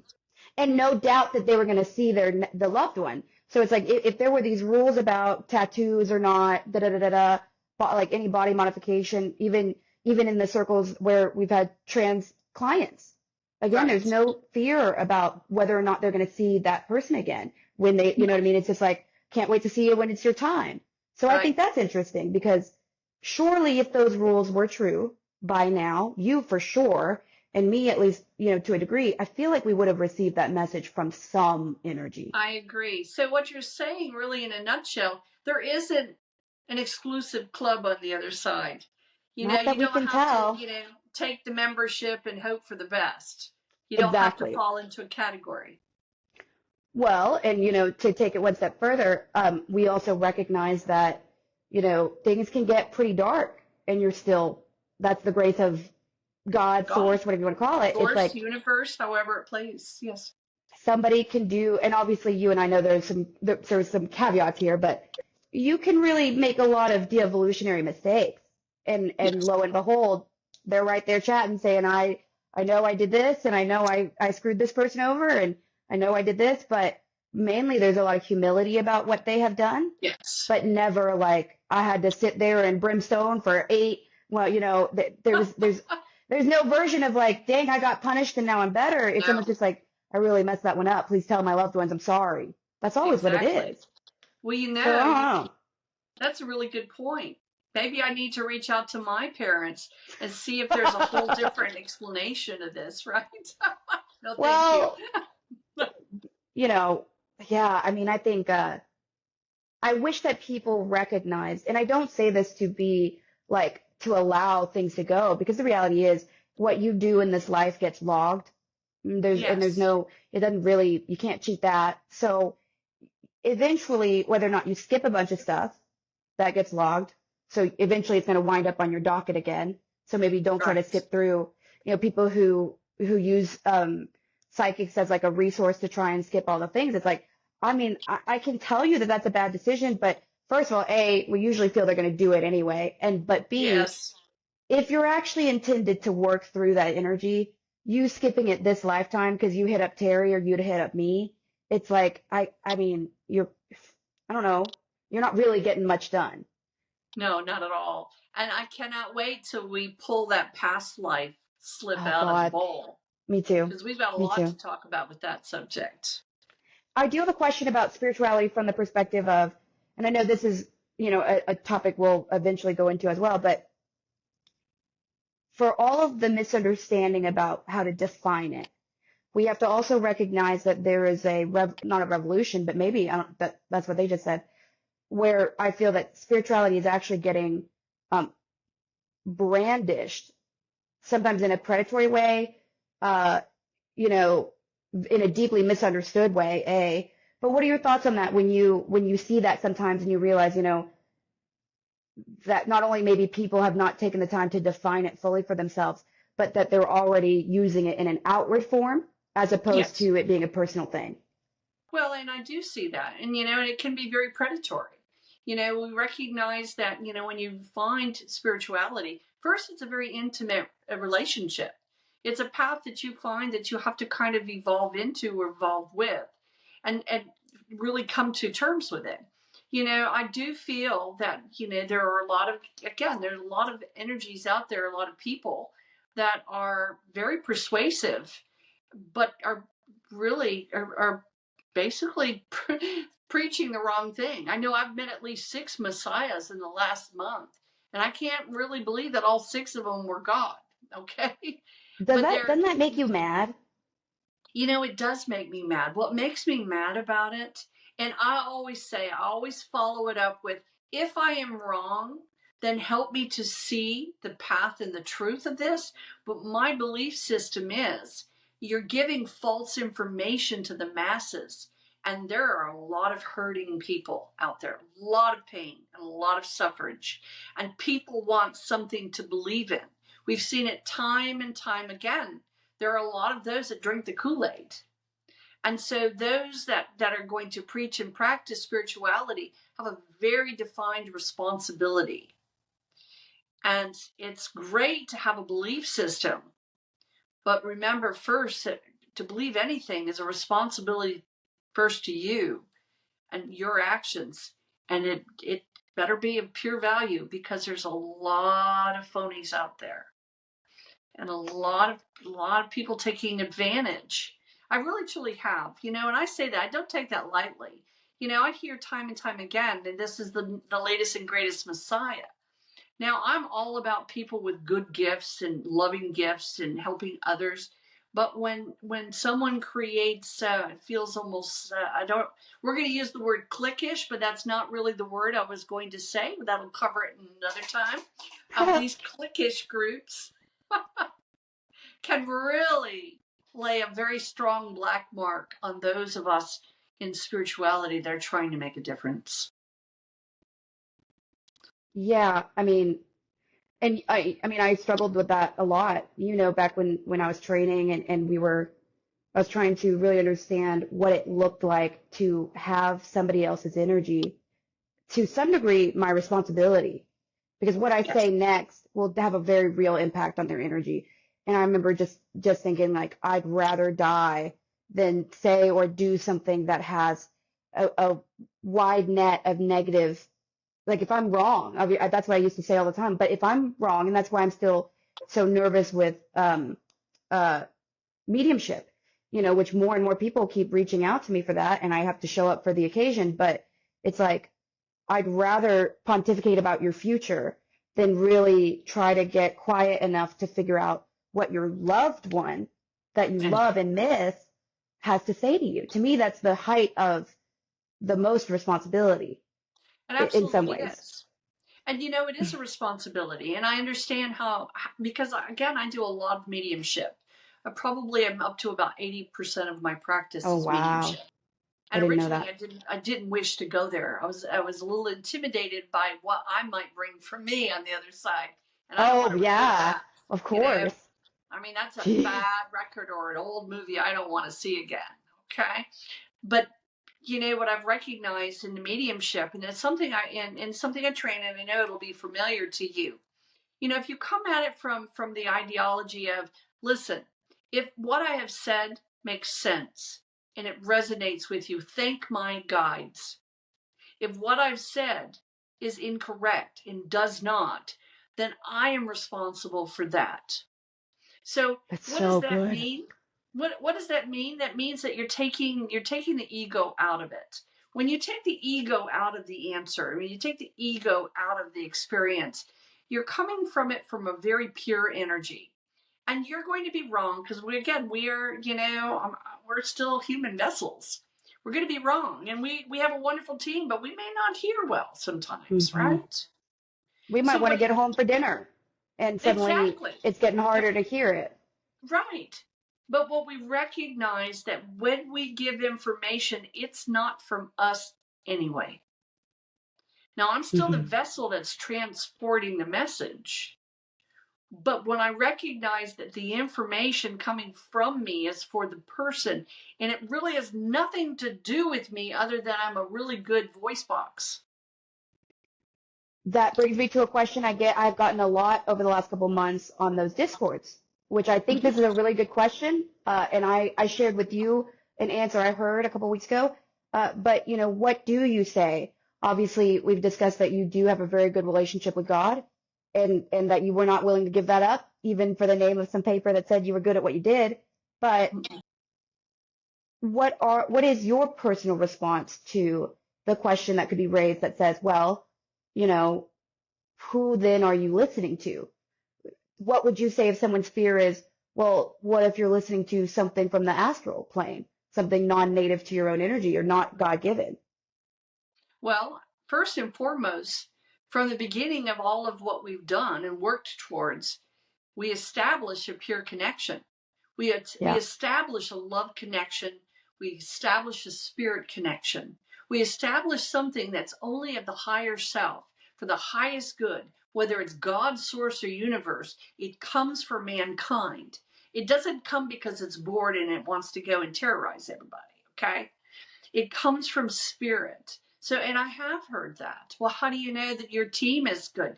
Well, quite honestly, so far so good. I'm still here, number one. And they've gone through a lot with me.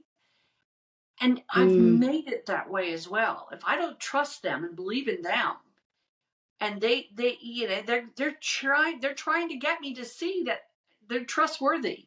If I can't do that, then I can't do that with really anyone. No physical beings here, right?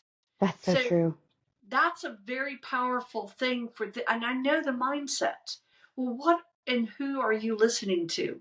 Well, I feel quite assured that, hey, I'm talking to Brutus. Enoch from, the only man that didn't have to die to go to heaven, he talks to me too. So, I know it sounds far-fetched and odd, and that's okay. But I know it, otherwise I wouldn't do it. And that's the real best answer I could give. Because I can't get in their head and I can't persuade them. Because it's the power of free will, right? 100%. Well, and on top of that, so two things that you said. One thing you said that's so accurate, but again, it's really hard to describe it if you've never felt it.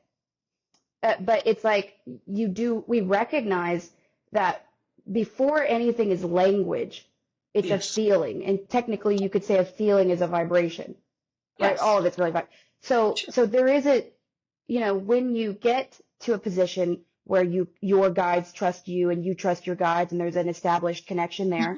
And then on top of that, you kind of recognize, if I understand that my internal dialogue feels like this, that my guides feel like this, then the anything native to that, you naturally would give pause to. And so there's a recognition of what feels native, what feels correct for our energy. Yes, but the other thing too, and I think this shuts things down relatively quickly as well, is of course there are non-native energies. Of course there is the astral. Of course there are energies that haven't crossed over. So they're still very much locked into their prejudices and beliefs. But the reality is, those energies that are not native to us, that are not God-given, they will do things and say things with a honeyed tongue. And spirit will say the uncomfortable thing and the thing that your client doesn't want to hear. It'll say the thing that might cost you that client. It'll say things to yourself that you don't want to hear and look at. So if somebody wants to then attack that and say, well, that could also be negative, then I don't know what to tell anybody.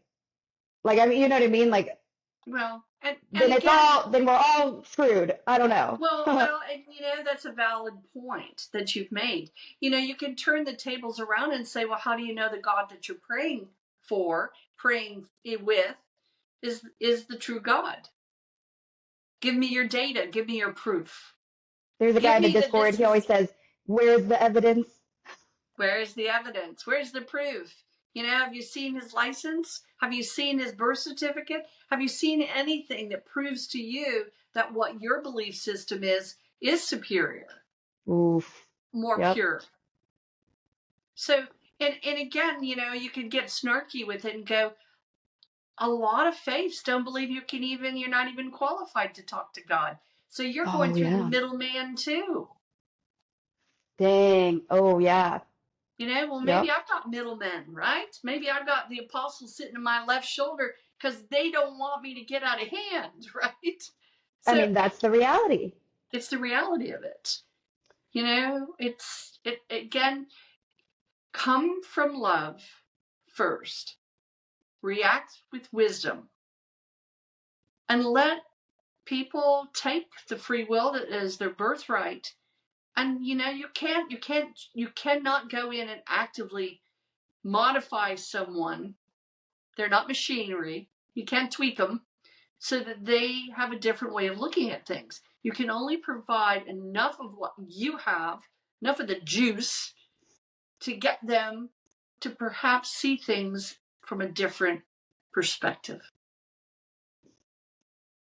Do you have any advice for the younger generations that are right now still like dabbling in spirituality in different ways, whether it's the witchcraft stuff, whether Oh, it's the absolutely. religious stuff? And I say it with from my heart. I'm not trying to be condescending, but I really wanted to say, sweetie pie, you are so vulnerable. You are so impressionable. This is your time to shine. You're going to get enough information to fill an encyclopedia, and you're going to have to figure it out. I can't go in there and turn pages for you. You're going to have enough educated discernment or just enough will to look further to figure out the path. If it Amen. Oh doesn't my feel gosh. right, or you're judging someone instead or with, then maybe you need to take a secondary look at this. You know, if Dang. your take on this is to attack me for what I do, then maybe what you do needs a second look. But I'm not the one to give it a second look because I believe in what I do, and I don't have a need to tear you down to raise me up because I'm ascending without all that kind of fluff. I don't need that. Oh Nor do man. they. That's so Nor do they. accurate and so beautiful. I say this all the time, and I think it's true. We keep giving away our power everywhere we Yes. can. We give it to Yes, we witchcraft. do. We give it to we We do. cannot seem to believe that we of our own energy can do things. No, And it's like, we can't. It's very unfortunate. You know, it's we allow we allow energies, sometimes very unhealthy energies, to tinker away at our emotions, to tinker away at our spirituality, our way of looking at life, and we give it carte blanche. We say, go in there and mess with it. And one day we might be following this or that and coming back into a whole different belief system. I want these young people and all people to be authentic in their beliefs. But if their beliefs come after me, then I have to wonder from what is it that they're gaining from this? Is ego driving the carriage, or is source? Because source doesn't attack. that's why you say you always feel like you're fighting for the less organized side, is because I am. the good Yes. will not mess with free will. Right. Exactly. There's so much out in this beautiful world of we call life. So much glory and beautiful energies and wisdom in being human. But there's also a lot of things that make us fragile. We have to take our power. We have to know that we are capable with optimism to get the best of life, the best that we can. And I do feel that if we put aside the judgment, and I know that seems like just such a, oh gosh, how sweet is that? But it truly is about judgment. And when we get caught up in it. It takes And so much time. I just saw, and you yes, just said caught up. I just saw the hamster wheel in your mind, and it's like, yes, if we say all the judge, then that's like half your day. You know what I mean? right. It's like, well, or you could be quieting. Not even you and I both, we don't love meditation, but like other ways to quiet and maybe have a chance. You and I aren't special that we have guides. No, Everyone's got no. them. Everybody's got them. So Every few, single person has them. And I'll tell because you, it's there's some God people, given it's or God source given. given. It's our birthright. Right. It is our birthright. We didn't just pick them up at the 5 and dime. They're with us. They're supposed to be with us. They have a responsibility to us. And therefore we have to act upon that. I had a, I'm not going to call her a client. She was more of an adversary. I had someone who sat with me. And again, I listen to spirit from the get-go, and I say things. I do my best not to kick up a storm. But she sat with me, sat down, crossed her arms across her chest, making sure she was well guarded from whatever I had to say. And I looked at her, I said, you have a desire to be very difficult. There's a need in you to be right, and the need sometimes far outreaches what is really there. You just And started with that? I started with that. And that's, that quite honestly, excuse my French, that's a hell of a way to start out with a reading, right? Yeah, but But also if Spirit said go, you say, all right. Spirit said go, and I went. And again, it was very much like, you're such an intelligent human being. Use your intelligence to work towards helping others rather than taking it like a tug of war match. Mm. And I said very specifically, I said, good things are coming, but you have to go for them. You have to reach for them. And the summer is going to be your friend. And I was specific. I said, June seems to be the month of change. And she pipes in, she jumps up, and she had her sword of ego. And she wanted to attack me. She wanted me to know that I was of the devil. I was evil because I was giving her information. And the whole time she was saying these things, it was very obvious to me that the spirit team that gave me the information from the start were very true and accurate. What? Okay, so you know me. Always pick your brain. So in this scenario where she's just like, screw you and your little dog too energy, nothing you really say at some point is going to have an impact. So what are her guides thinking? Like, what do you feel from her spirit team when you have somebody who is really pretty far away from being able to actually hear them? What I hear is, I'm sorry. Mm. And I don't Damn. hear it from the person sitting across from me. And again, I will tell you, I've only had that happen twice in what I've done, 2 times in all the years. So I'm actually quite blessed. I'm not complaining. Yeah. But how perfect it was for me to say, you tend to judge others, you tend to be this. And I just kind of giving the information with a smile, not trying to be flippant or arrogant. But everything that was pelted back at me, thrown back at me, was 100% in alignment with what I had just said. And yet, man, the spirit was so forceful and so angry that she didn't care. And then I asked her, I said, who do you work for? And mic drop. Did she did she respond? She didn't answer me. I offered to let her go up front and to find someone else or whatever she needed to do. Yeah, I mean, I will say too, just from my personal opinion, that truly is the mark of somebody who is working in the reality of what we do, as opposed to somebody who is not, is because, if you don't have that gift, if you don't have that ability to quiet down so you can hear what's actually up, you're going to pander to an energy like that, and you're not going to try to have a fight. You're going to try to get the money. So you're going to be like, oh, no, you're fine, and everything's going to be great, and you've got an amazing year ahead of you. And it's like, well, yeah, that's, a drop in the bucket financially, but there's no reality to it. And, you had to deal with this altercation that nobody would really enjoy dealing with, but you're like, I don't need your money. I don't really want to spend any more time with you. Like, I don't know why we're doing this. My that to soul's me, not for sale. No. We're trying to help people, but it's not, we don't need to be berated for no reason, I don't know. Well, and again, we recognize that they're far and few between, fortunately.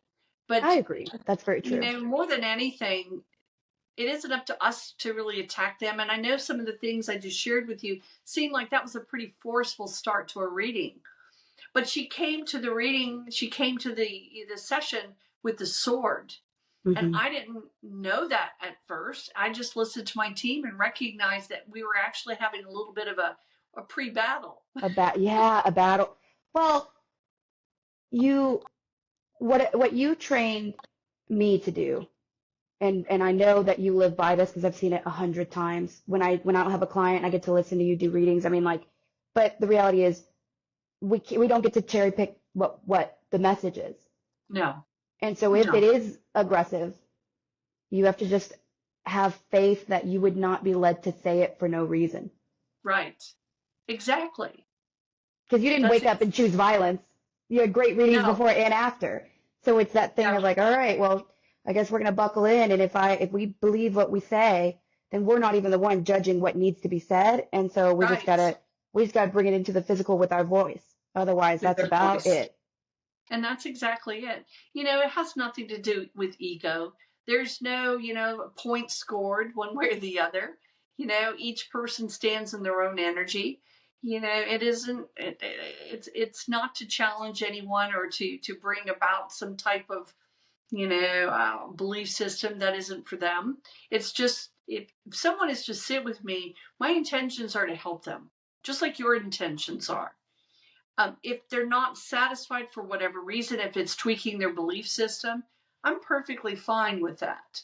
I understand it. But in all things in life, show kindness. Mm-hmm. I don't want karma. I don't want, and I do believe in karma. I don't want anything that I have to go sit later and go, maybe I should have done it differently. Maybe I Mm-hmm. should have done XYZ. That's a human go-to. We do that all the time. We second guess ourselves, but we don't have to if we live in the spirit of love. Then even the mistakes we make are to some degree forgivable because the seed of the origin is of good. Well, exactly. And again, I'm not living in the way again of the egotistical spirit. I know, and I'll say it sometimes, and heaven forbid it happen, but I'll say, listen, if I've misrepresented God, source, universe, my higher self, um, you can strike me down later and tell me all about it. And then, of course, 100%. it looks like this afterwards. Please don't. I don't want Yeah. Plot twist. We're like, all right, a Terry. plot twist, exactly. And it's like, okay, well, I mean it, but don't hurt me. Right. Well, no, and it is. I do have a question about so when you said that they say I'm sorry, but Yes. I will speak for myself, and I know I'm not nearly as gifted or talented. I don't feel as you are, but I will say it is very, very rare that I feel like it gets to the point where I'm interacting with someone's guides. It's so, and I'm curious for you, is that sort of a last ditch effort as far as for you to be in direct connection with their guides, or is that pretty normal? It's very interesting. That's a very good question. And I do get that. And I always have to kind of sort that out for a little bit. I personally prefer not to talk directly to their guides. Mm-hmm. I have a great deal of respect for guides, and I do believe, though, in all things, if there's no ego attached, they still work for us. Mm-hmm. And I say that because we are in a weaker vessel, and we have to protect this vessel. So they work for us. They don't always, give us what we need, and they're, Mm-hmm. again, free will, contracts, the whole lot. I mean, there's things they won't get in the center of. But I feel that having a team is a very intimate relationship. And so for me to go naturally into grabbing their energy and talking to them is very uncomfortable. So when I do hear it, I do periodically, I try to be very respectful to them, just like I would be respectful of their loved ones. I look at them much the same. They don't have to talk to me. I'm Mm-hmm. grateful that they do. And if they want to talk to my guides, they can have at it too. I mean, they're kind of on the same arena. Yes. So they And certainly you can wouldn't always be communicate. privy to that conversation. You just get what No, your guides come back and share, right? exactly. Yeah. Exactly. I try not to go and dabble in other people's teams. I may help them to figure them out. I may Mm-hmm. say, okay, team, we've got to get these people to see you. We've got to get them to know you're part of their world. So you're gonna play a little game with me, I hope. And we're gonna Yes. do these exercises to help them get to know you. But the bottom line is I don't have authority over those guides. I'm asking them pretty please and thank you. Yes. Yes. Okay. Well, And and that's the other thing too, is people don't recognize there's an ethic that I don't play with, and I don't believe you do either, unless you're guided to. But I think it's actually particularly if you're lying, then it's just downright cruel. If you're a yes, practitioner, but even if you're not lying and there's no guarantee that their guide is going to present who they actually are to you. no, So there are practitioners out there who are you've got this guide and you've got this guide and you've got this guide. And it's like, that's a relationship that is to be discovered in my world. I I am very much in agreement, and I've seen it, and I cringe. Again, It's bad. it goes back to what we said at the start of our talk. Not everybody who has this gift comes from a good place. Has the wisdom or the love. Or the love. And Yeah. I've heard more times than I can count. Oh, I see. Did you know George Washington is your guide? He's over here to your left. Oh gosh, did you see that? Oh, Prince is your guide. Well, I love all that. Prince the singer? Yes. Oh Lord, Yeah. And again, I give thanks and gratitude to those that do believe that, and I'm going to leave it at that. That's between them and Prince. But I do want to say there's just so many of them. And I know it's about ego. When I start hearing it and I go, oh gosh, okay. So you were the wife of the person the founder of the Mormon Church. Yep. Wow. Very good. And I have no other recourse. I can't say, no, that's not true, because I don't know for certain, but I can wonder why you were the third person in one afternoon I heard it from. You see that is, oh man. And that's the thing you won't find on the internet, that at least where, I don't see anybody talking about the fact that, in a real community, and again, I keep saying this, but it's like when you get into people who are actively spending their time practicing, it's like, it's a small world. If you're out here saying wild stuff, eventually those people that you said that wild stuff to may wind up in front of one of us. And yes, it's not necessarily our job to go and correct all of these things, because again, if that person sitting in front of us is really tied to this idea, I don't want to take that from them. No, not at all. But you are going to start to figure out who out there is really misrepresenting what we do. And that's true. And sometimes, it's a slippery slope as well, because sometimes when they're misrepresenting their gifts, they're not doing it from a place of malice, but maybe a lapse of judgment or an ignorance. Or a desire to be in connection. Or desire. When someone, if you have someone who's very lost and lonely, and all of a sudden you share with them, oh my gosh, did you know that Napoleon was your husband in a past life? You may have just turned their world around, if they even know who Napoleon is, right? You might have turned their world around. And I could see where someone might feel like this very depressive soul needed a lift up, a facial, what do they call it, facelift? Yeah. But the bottom line is, we can't, it's the same premise of you don't sell, fake jewelry as authentic jewelry. You don't market something as something spectacular when it's not. When it's not true. And I know that might bristle up people, and I'm going to say to you, and I say this as a beautiful, I don't know how beautiful a challenge could be, but I'm going to say, if that troubled you and that triggered you in a way that made you feel that I'm judging you, then I want to say to you, if that's what you took out of it, then please give a little bit of thought about what you are doing on a daily basis. And if it triggered you, why? So to the audience, this is a Terryism for if the shoe fits, wear it. No, I'm just kidding. Absolutely. And it makes no difference if it's size 4 or size 14. For real. You're so right. You're so right. Put it on. Yes. And I'm not there to judge you. I really don't have the time nor the ambition, really. I've got enough to do. If there's only 6 hamster wheels and one hamster, we already know what the titles of those are, and it has nothing to do with your fate in the world. Exactly. Really, if it comes down to me judging you or me going to dinner, guess what's happening next? Glass of wine, some good food, it was done. Sold. It's done. It's done. we're all human. And that's what I love about this. We're not sitting on, pedestals. We're not, don't crown us queen. We're not that at all. All we are practitioners that have a belief system that what you do when you're working in this arena has to be authentic, has to be genuine.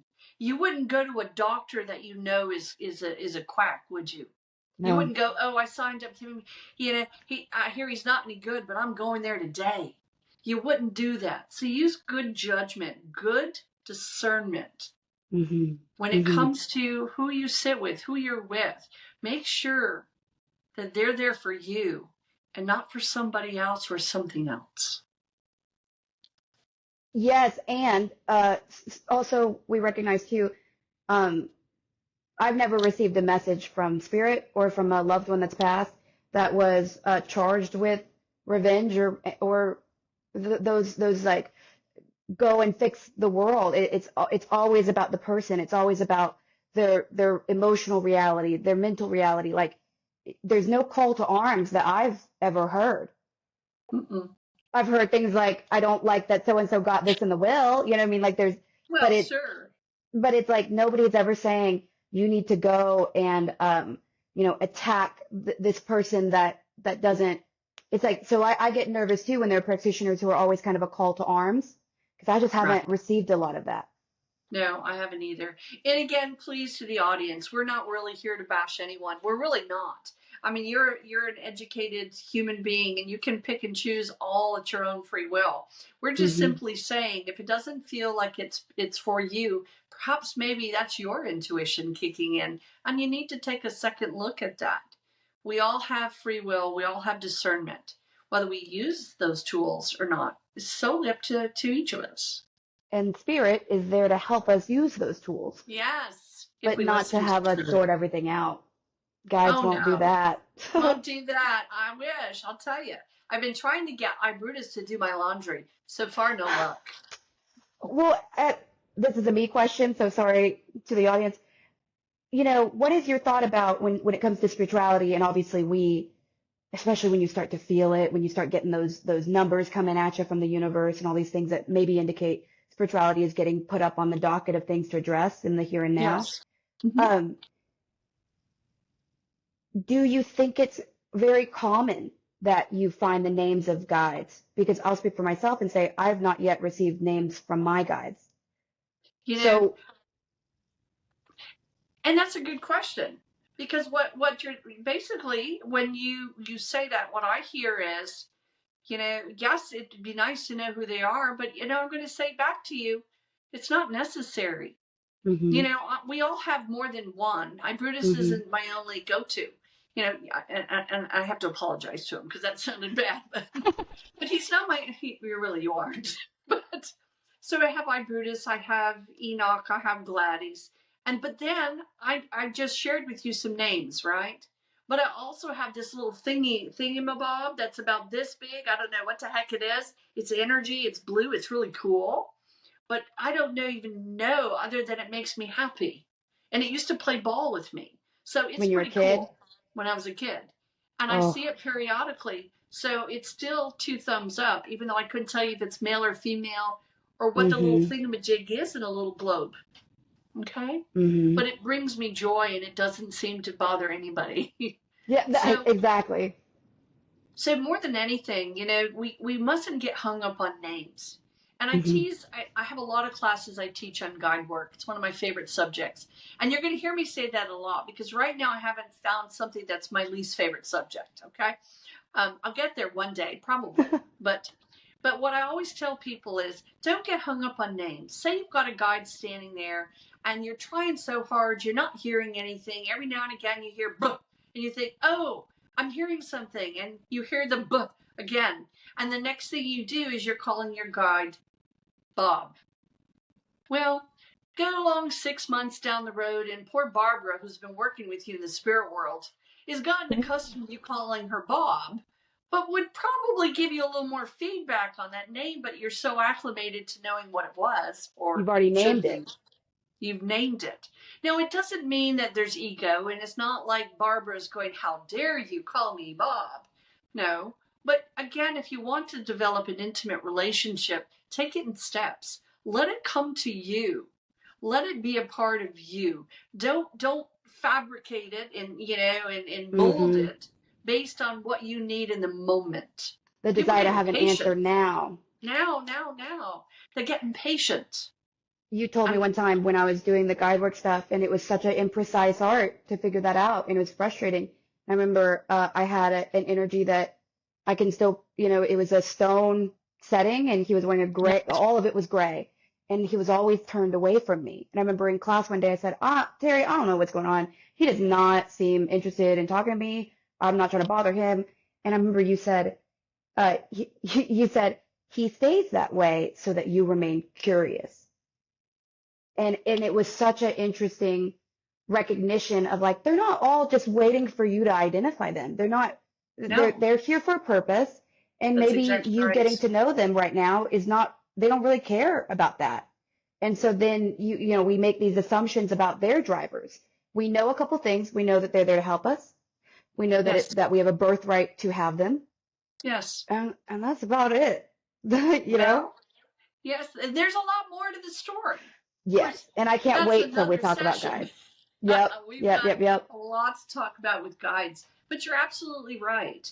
I look at it this way. Being impatient is actually, and I'm impatient too. I'm human just like everybody Same. else on this face of this world. Okay, everybody has a certain level of being impatientness.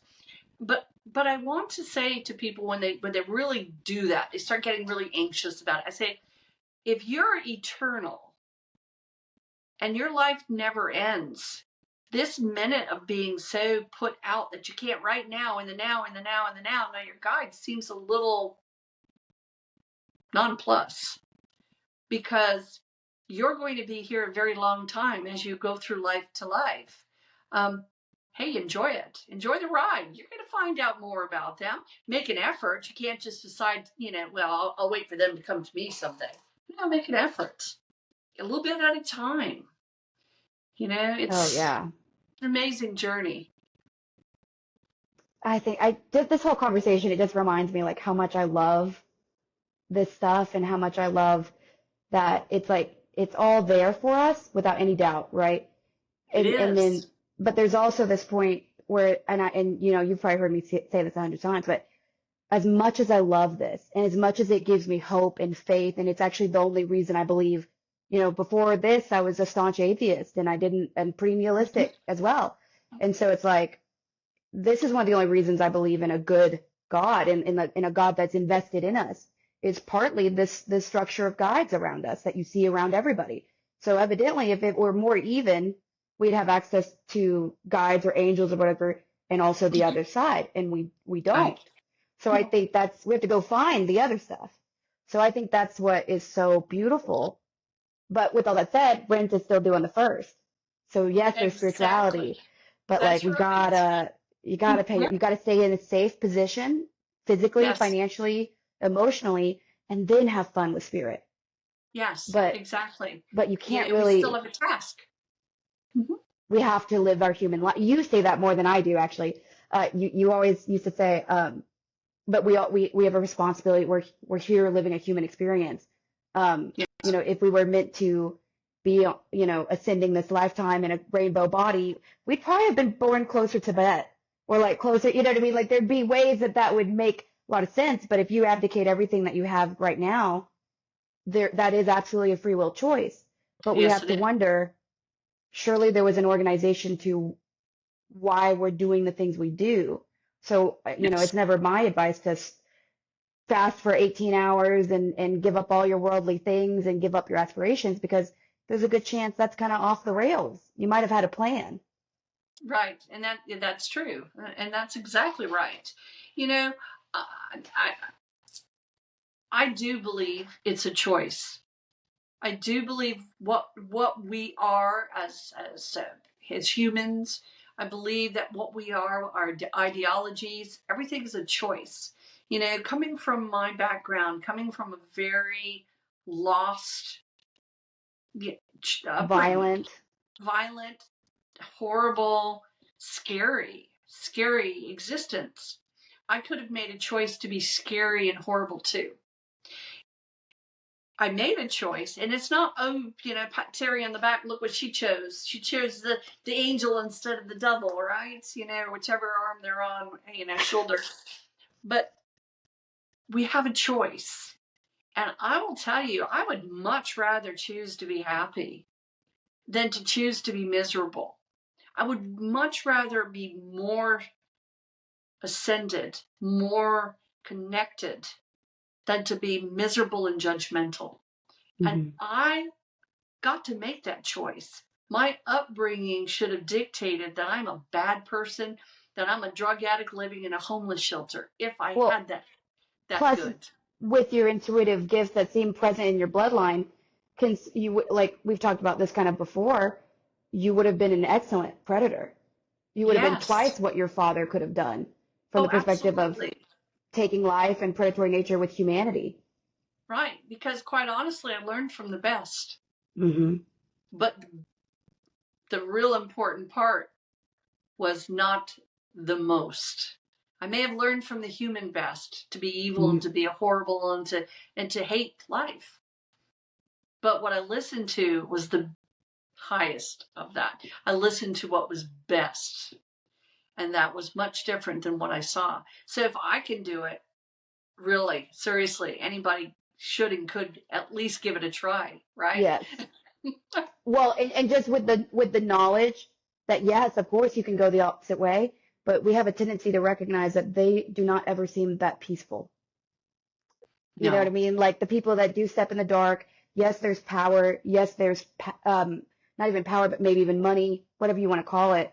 But you never notice that they're particularly happy behind the eyes. They can't find it. They're very vacant. Very vacant. Yeah. You know, we get to make a lot of really important decisions in our world. You know, to participate in humanity or to reject it. You know, to be loving or to be hateful. There's a lot of choices we get to make, and it has absolutely nothing truly to do with how we were raised and what we experience. We can reach further out in even the worst scenarios. We can reach to something much better and greater. And I feel the pain in so many people when they just feel like they are so stuck, and they tell me, I've always been this way. I'd rather die than be here. And I say, no, you'd rather be happy than miserable. And that's the difference. And if we look at it from what it truly is, you choose. Do you want a good life or do you want a miserable life? And then we can see that we have the power in the team to make all that reality. It's an incredible journey to believe. And, you know, I'm certainly by no means a preacher on a pulpit. And some of the things I probably wouldn't even be allowed in most of the churches. The ones I don't go to, you know. Of course, yes, of course. That we're, well, you know, one thing I just heard while you were talking, which I think was interesting, was they were saying if you could encapsulate what spirituality is, they were saying something like, and forgive me if I'm off, but spirituality, and to partake in it, is the recognition that in a non-physical way, we are interconnected with each other and with something higher. And that's all. You can be spiritual and be a Satanist. You can be spiritual and be, but it's a recognition that there is connective elements between us that are not seen. And to whatever you do with those, that's your business and that's your karma. Absolutely. And I'm not there to be judge and jury.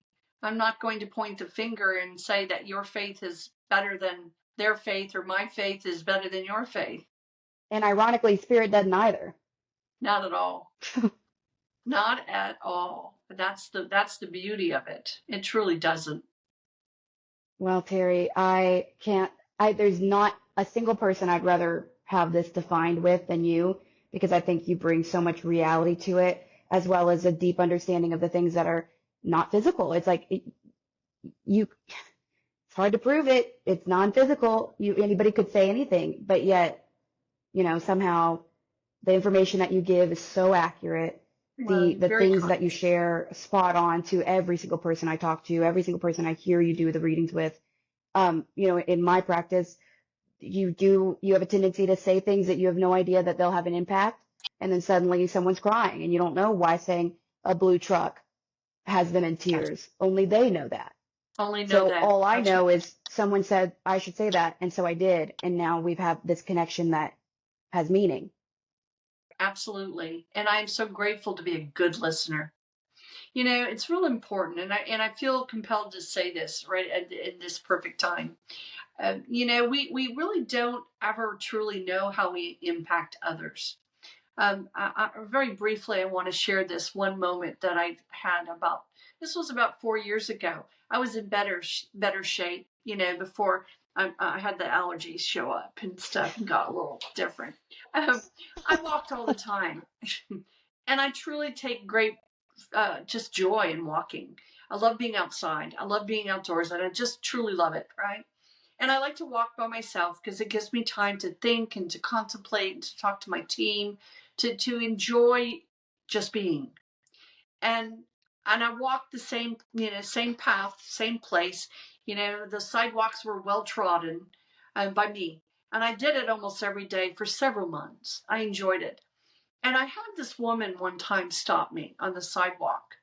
And I had headphones on because I usually listen to something that helps me to just kind of relax and get into a nice balanced energy. And I took them off. She said, I have to tell you something. She said, I've been very depressed. And I've watched you walk down this road almost every day. And I started waiting for you to walk down this road because I knew you were always walking. I don't know who you are. I don't know anything about you. But I do know one thing. You always had a smile on your face. And I started thinking if I walked, maybe I would have a smile on my face. She told me that she started a walking program and that Oh, she wow. was also later in the evenings, she was walking. Before it got dark, she was walking. She didn't know if it was the same route that I had picked, the same route, but she knew that I was walking down that street. And if that street made me so happy, then she wanted to see if it helped her with her depression. Mm. So I asked her, I said, so far, how's it going? And she said, I'm starting to smile more. Oh. Now, that wasn't because Terri Groom is so, pat me on the back. That's not it. What that was a direct connection to something greater, certainly greater than me. Mm-hmm. Okay? She was seeing something in the experience of the simple act of walking and a simple smile that triggered her. Spirit helped her to see that. She didn't get a message from me that said, hey, look out your window this time every day. Right. I never sent the memo. So she, for whatever reason, however it played out, became drawn to that. I didn't bring her out. No. Spirit helped her. We get to be a catalyst sometimes and helping others to find their place, their happy spot. And I was so grateful for this woman, and it was so incredibly kind for her to take a moment to share something that was actually pretty personal. Mm-hmm. So we never know when we're making a difference. I'd rather make a positive difference than a That's negative so one. true. That's so true. Well, and she saw hope. She saw that there was a hope that she could feel that way. Yes. And I No never opened guarantee. my mouth to say anything. I didn't have to. Yeah. And I'll never forget that experience. Now I'm trying to keep that experience close to my heart and to my mind because I need to get my shoes out again, or at least Yes. another pair of shoes I feel you on that. Oh to my get gosh, I on that promise. path. Yep, Yes, I got you. to get moving and get things done. I think that with your work and then through you, my work, and certainly from what I see, in the discords that I'm in, that I think are a very interesting sample size of really interesting people, you just start to realize that everyone's looking for hope. We are in a Yes. particularly what feels sometimes like a hopeless time. There's just a lot of aggressors spiritually and Yes. non-spiritually. Mhm. So, if we can find hope with our own energy, that's your best bet. Because when you place your Yes. hope into other things, you're guaranteeing that something else controls the outcome you're hoping for. That's So well just do. stated. Well said. Absolutely. I've had such an incredible journey of just love and just I have such an amazing respect for you. You have and I'm not saying that's all because you've listened to what I've had to say. I respect your journey. I respect how amazing you are with your clients.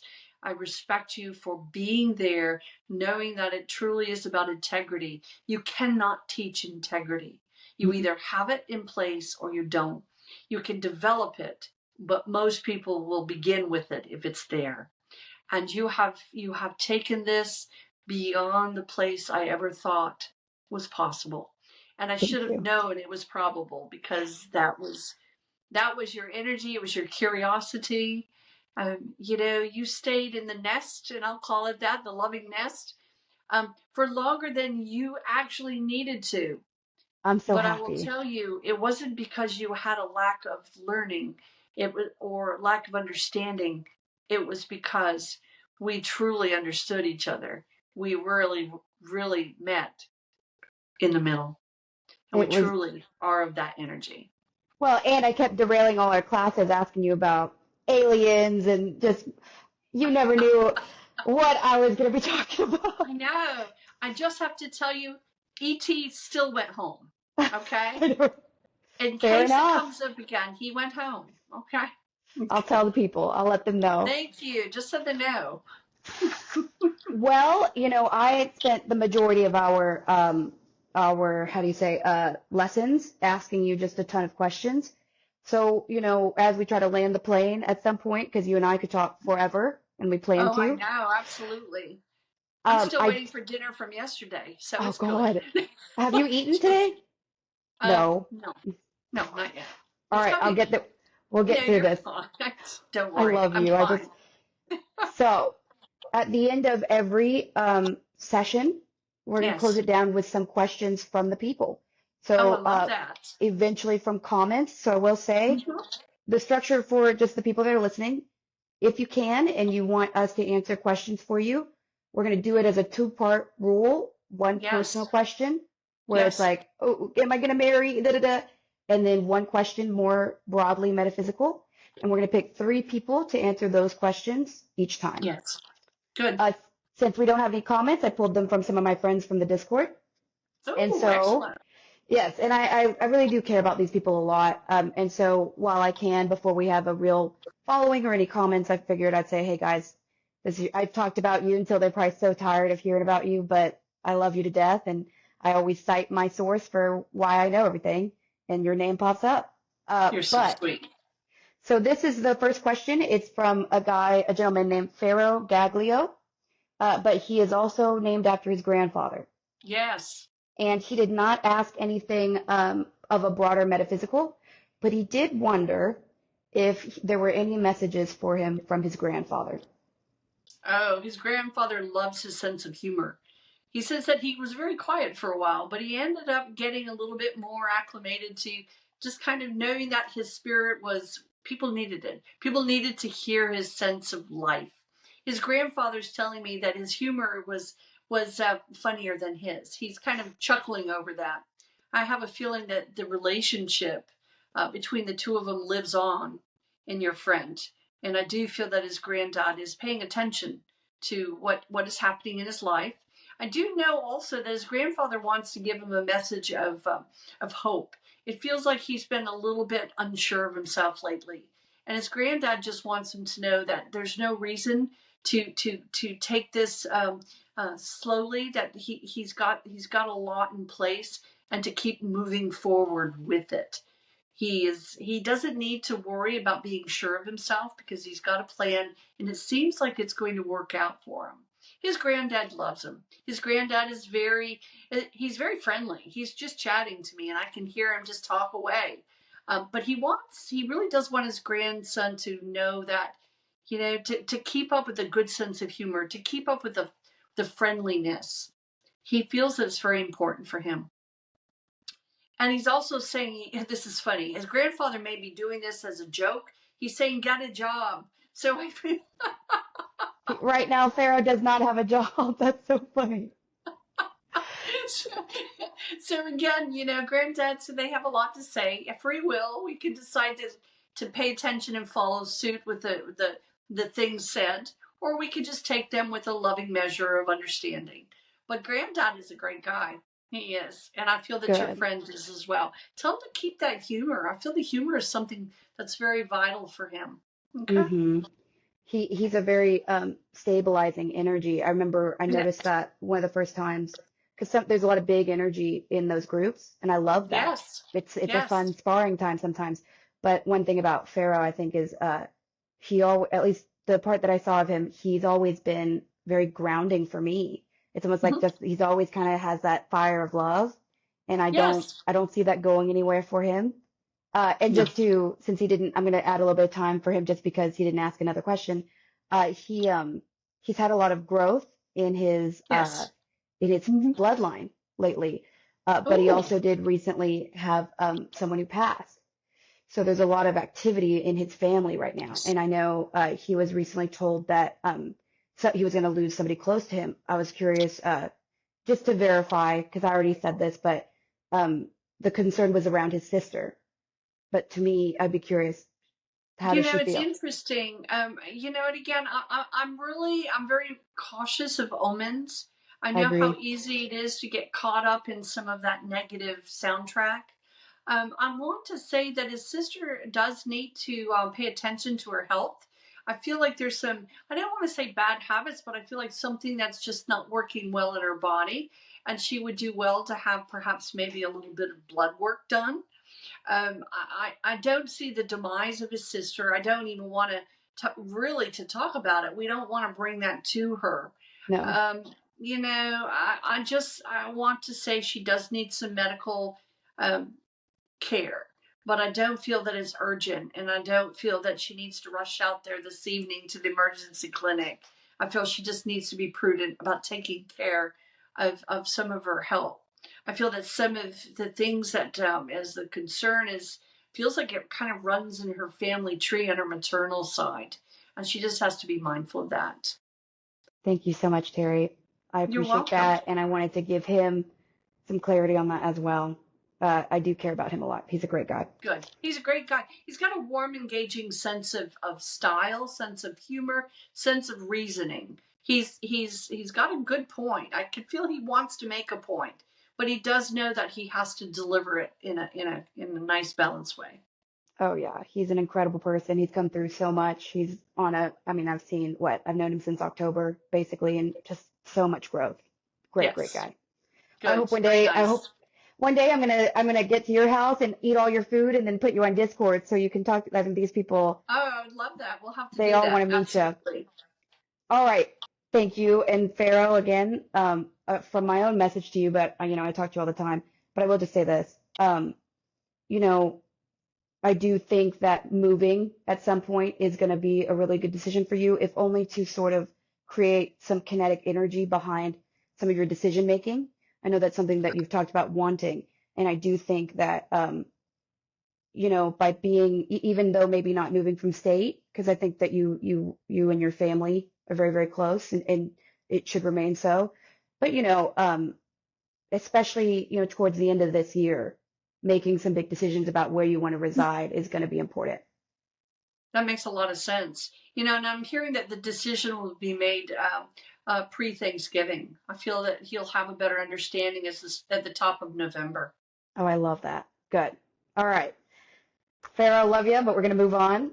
All right. So this is Igalandia. I call him Iggy. He's a really, really cool guy. Hi, Iggy. He's I know you're great. around in energy and spirit. So his question was, and we kind of touched on this already, but his broader question was, um, why do guides help us and why don't they make themselves more known? I think a lot of people have that question. Well, it's the same reason why we can't pay someone to do our homework. Oh, And then, that's perfect. You've never said that before. well, we could, but we shouldn't, right? The bottom line is yes, we can have help in finding out the pathway. But the reality is, if you want to get to know your guides, you have to do the legwork. You have to be there for them, and they are there for you. And it's just a journey. It ends up being more powerful for you in human energy if you do some of that work to get that relationship started and built. They work for you. They're your team. They're here to help you. They don't need your help, but they're here for you. And why do you think, just to clarify for that, the first part, why do you think that they help us? Well, again, if we are all in the state of mind that we are ascending, wouldn't it be great to have someone at our side who's been there, done that? Yep. So it's always a choice. The guys that show Always a up, choice. everybody's got free Always a will. choice. Absolutely. Because Free one will could is say always part of this. there are energies that have incarnated here on this plane that now do not, and they are also not guides. You know what I mean? Right. So That's right. the ones we got, they made that choice for us and for the hope that we're going to get to where they are, I'd say. Absolutely. Okay, so his personal question is, and I'm going to translate this because I know what he's actually trying to ask, but his question, the way he phrased it, he says, what should I handle before or after I meet wifey? But I think more than anything, I do think he would be really grateful for somewhat of a timeline. And also if there's anything that he needs to sort of put into action to be more ready for that to receive. Okay. So he is he, it feels like he's looking for wifey. Is that Yes. correct? Okay.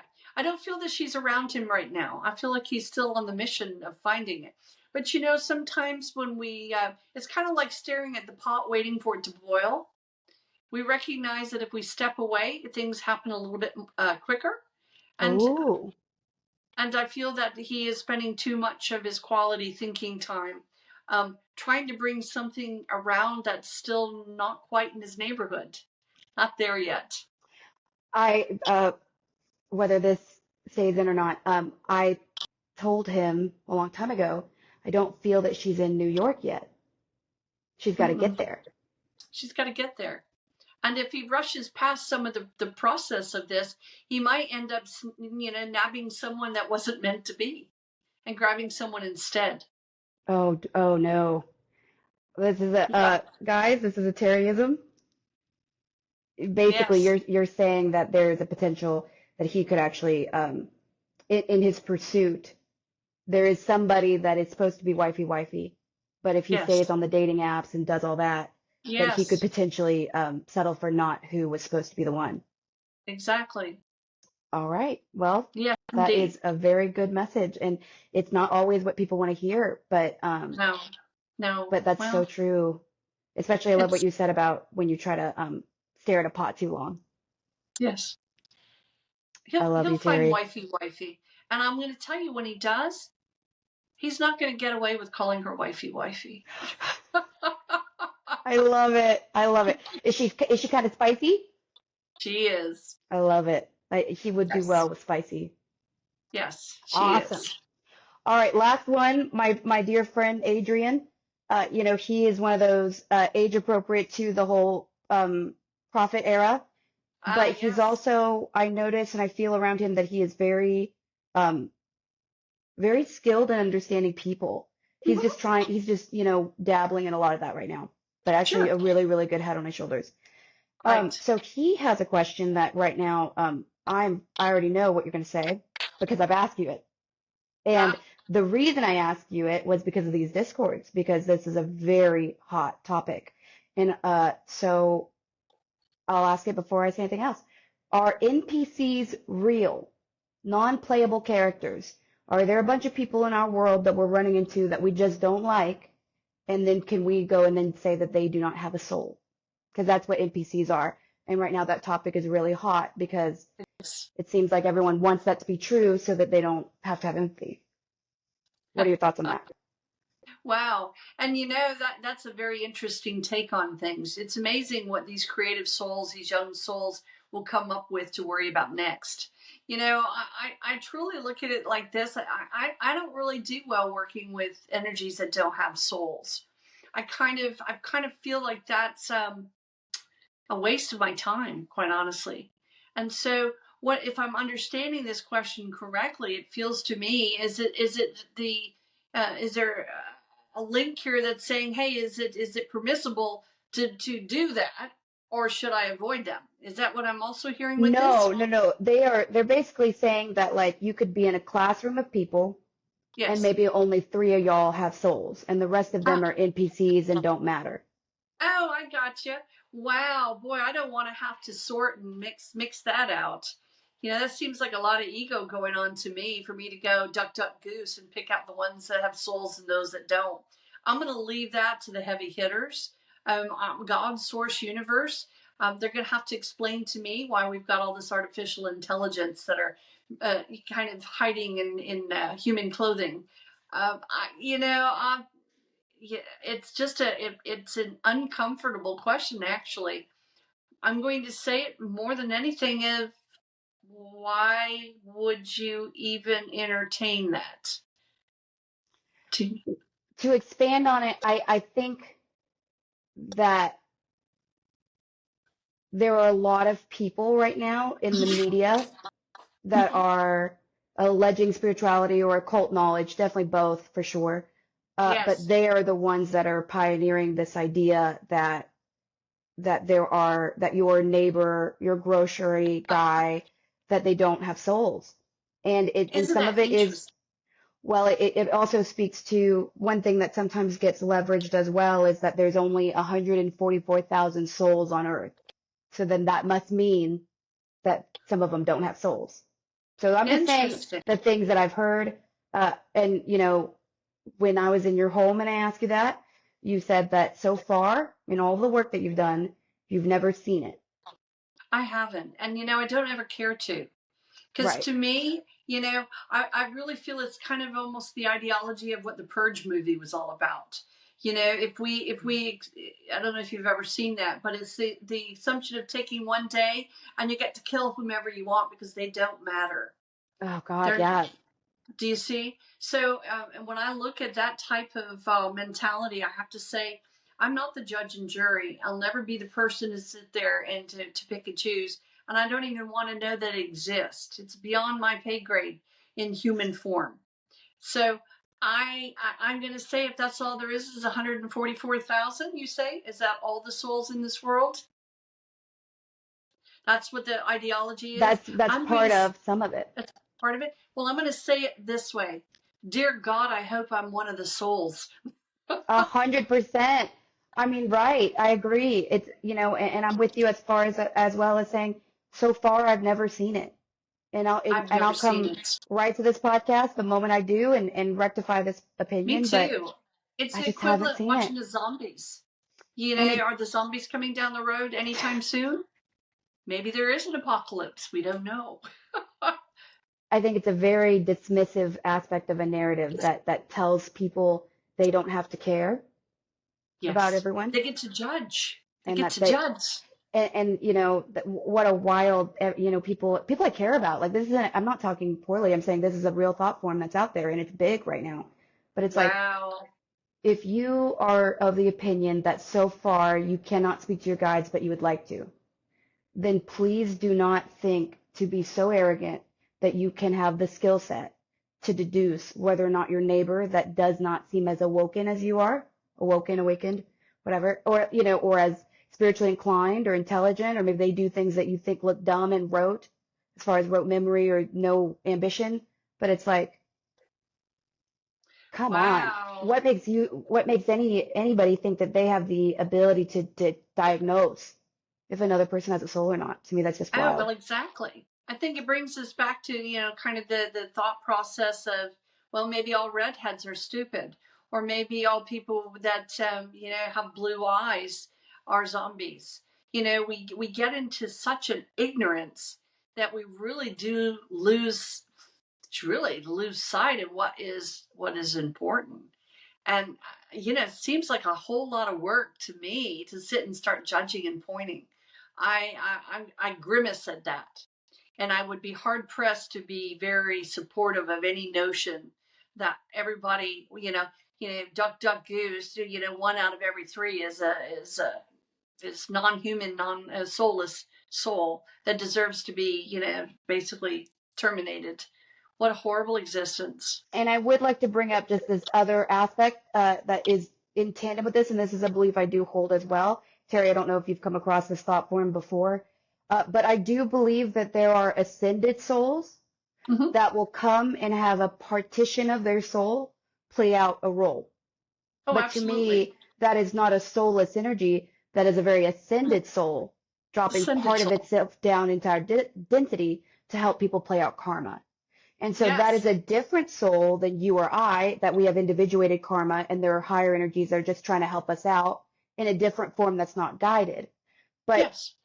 you will incur karma by being cruel to that energy, even though it doesn't Oh, have the absolutely. soul that we would assume. So, just be mindful that like the only version of Wow. NPC that I'm aware of is from a very ascended soul. So and I'm saying the closest thing I know to that, and even Right. it's And not the I same, they're understand not that. synonymous.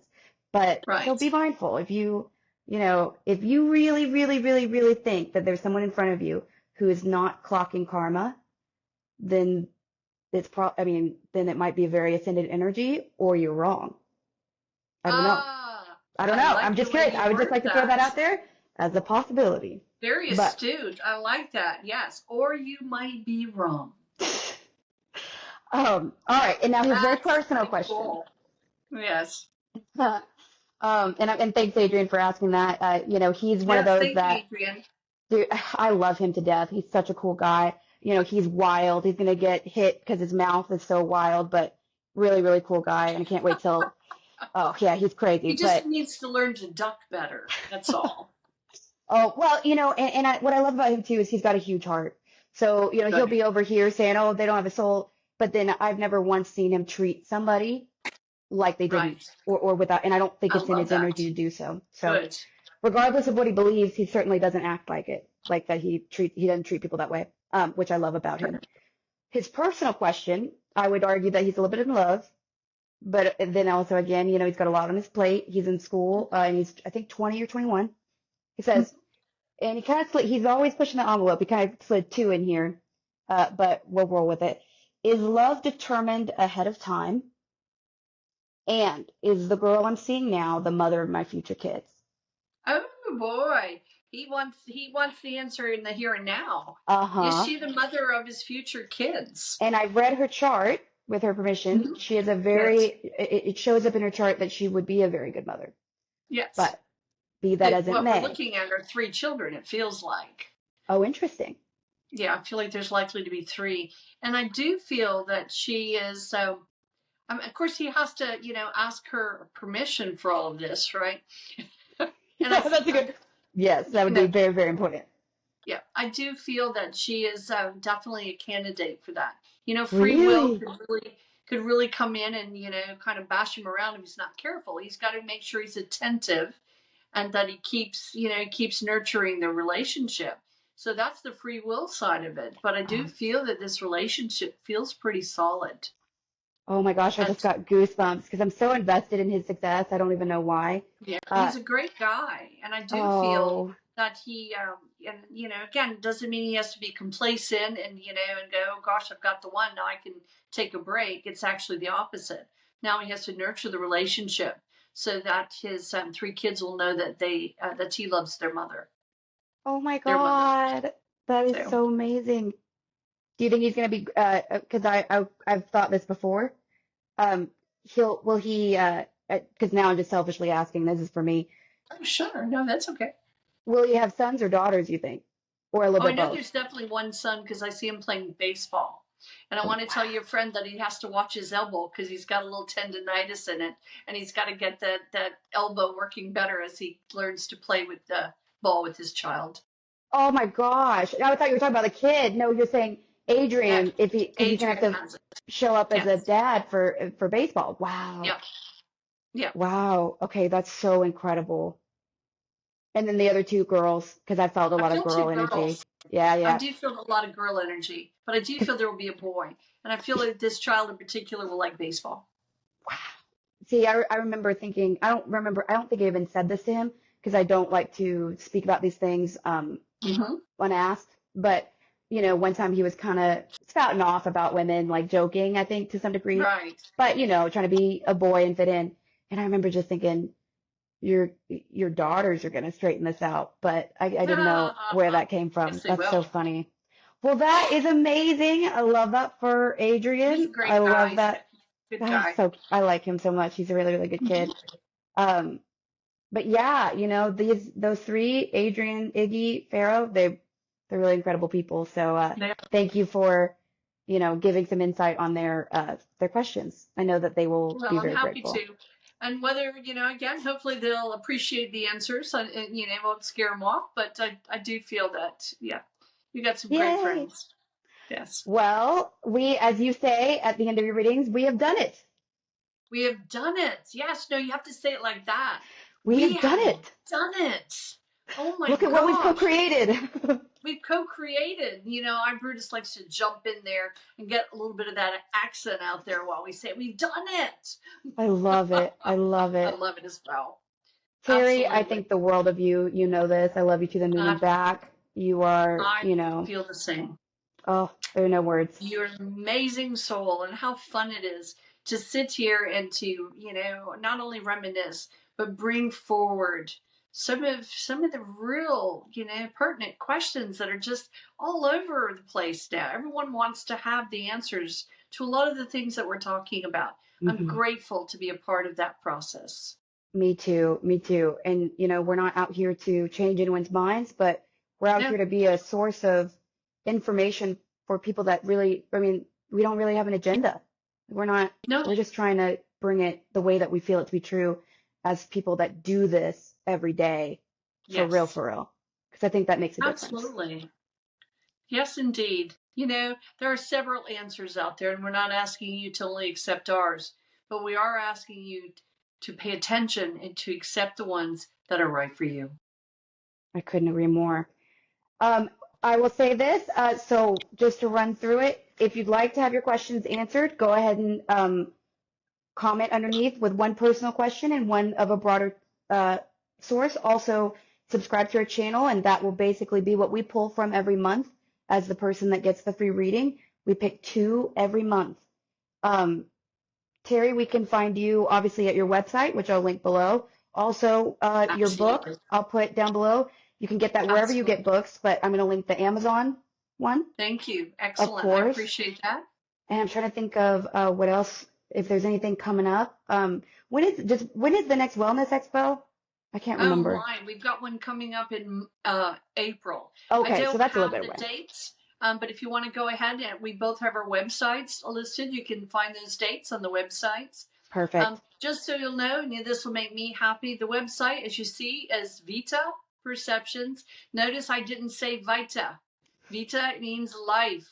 Life is a Latin word. So vita, life perceptions. So I really appreciate you very much. As always, this is a delight. I'm just so thrilled and excited to be a part of this wonderful, spectacular journey. Not only of this particular journey, but the journey of life. Let's do it. And we'll be weekly. So we're going to be rocking and rolling. We're going to hit all these topics and more. And if there's a topic you really want discussed, drop that in the comments. And we will, if it gets voted high enough, we might take it into particular consideration. Absolutely. And we really do want your support. Please go ahead, pay attention, ask the questions, be a part of our journey. We'd love to be a part of yours. All right. Well, Terri, I'm going to let you go get some dinner. And again, yes. I'll see you next week. I love you so, so much. You're very busy, so thank you for your time. Thank you. This is the best. Pleasant dreams. Take care. Love you. Bye. Love you too.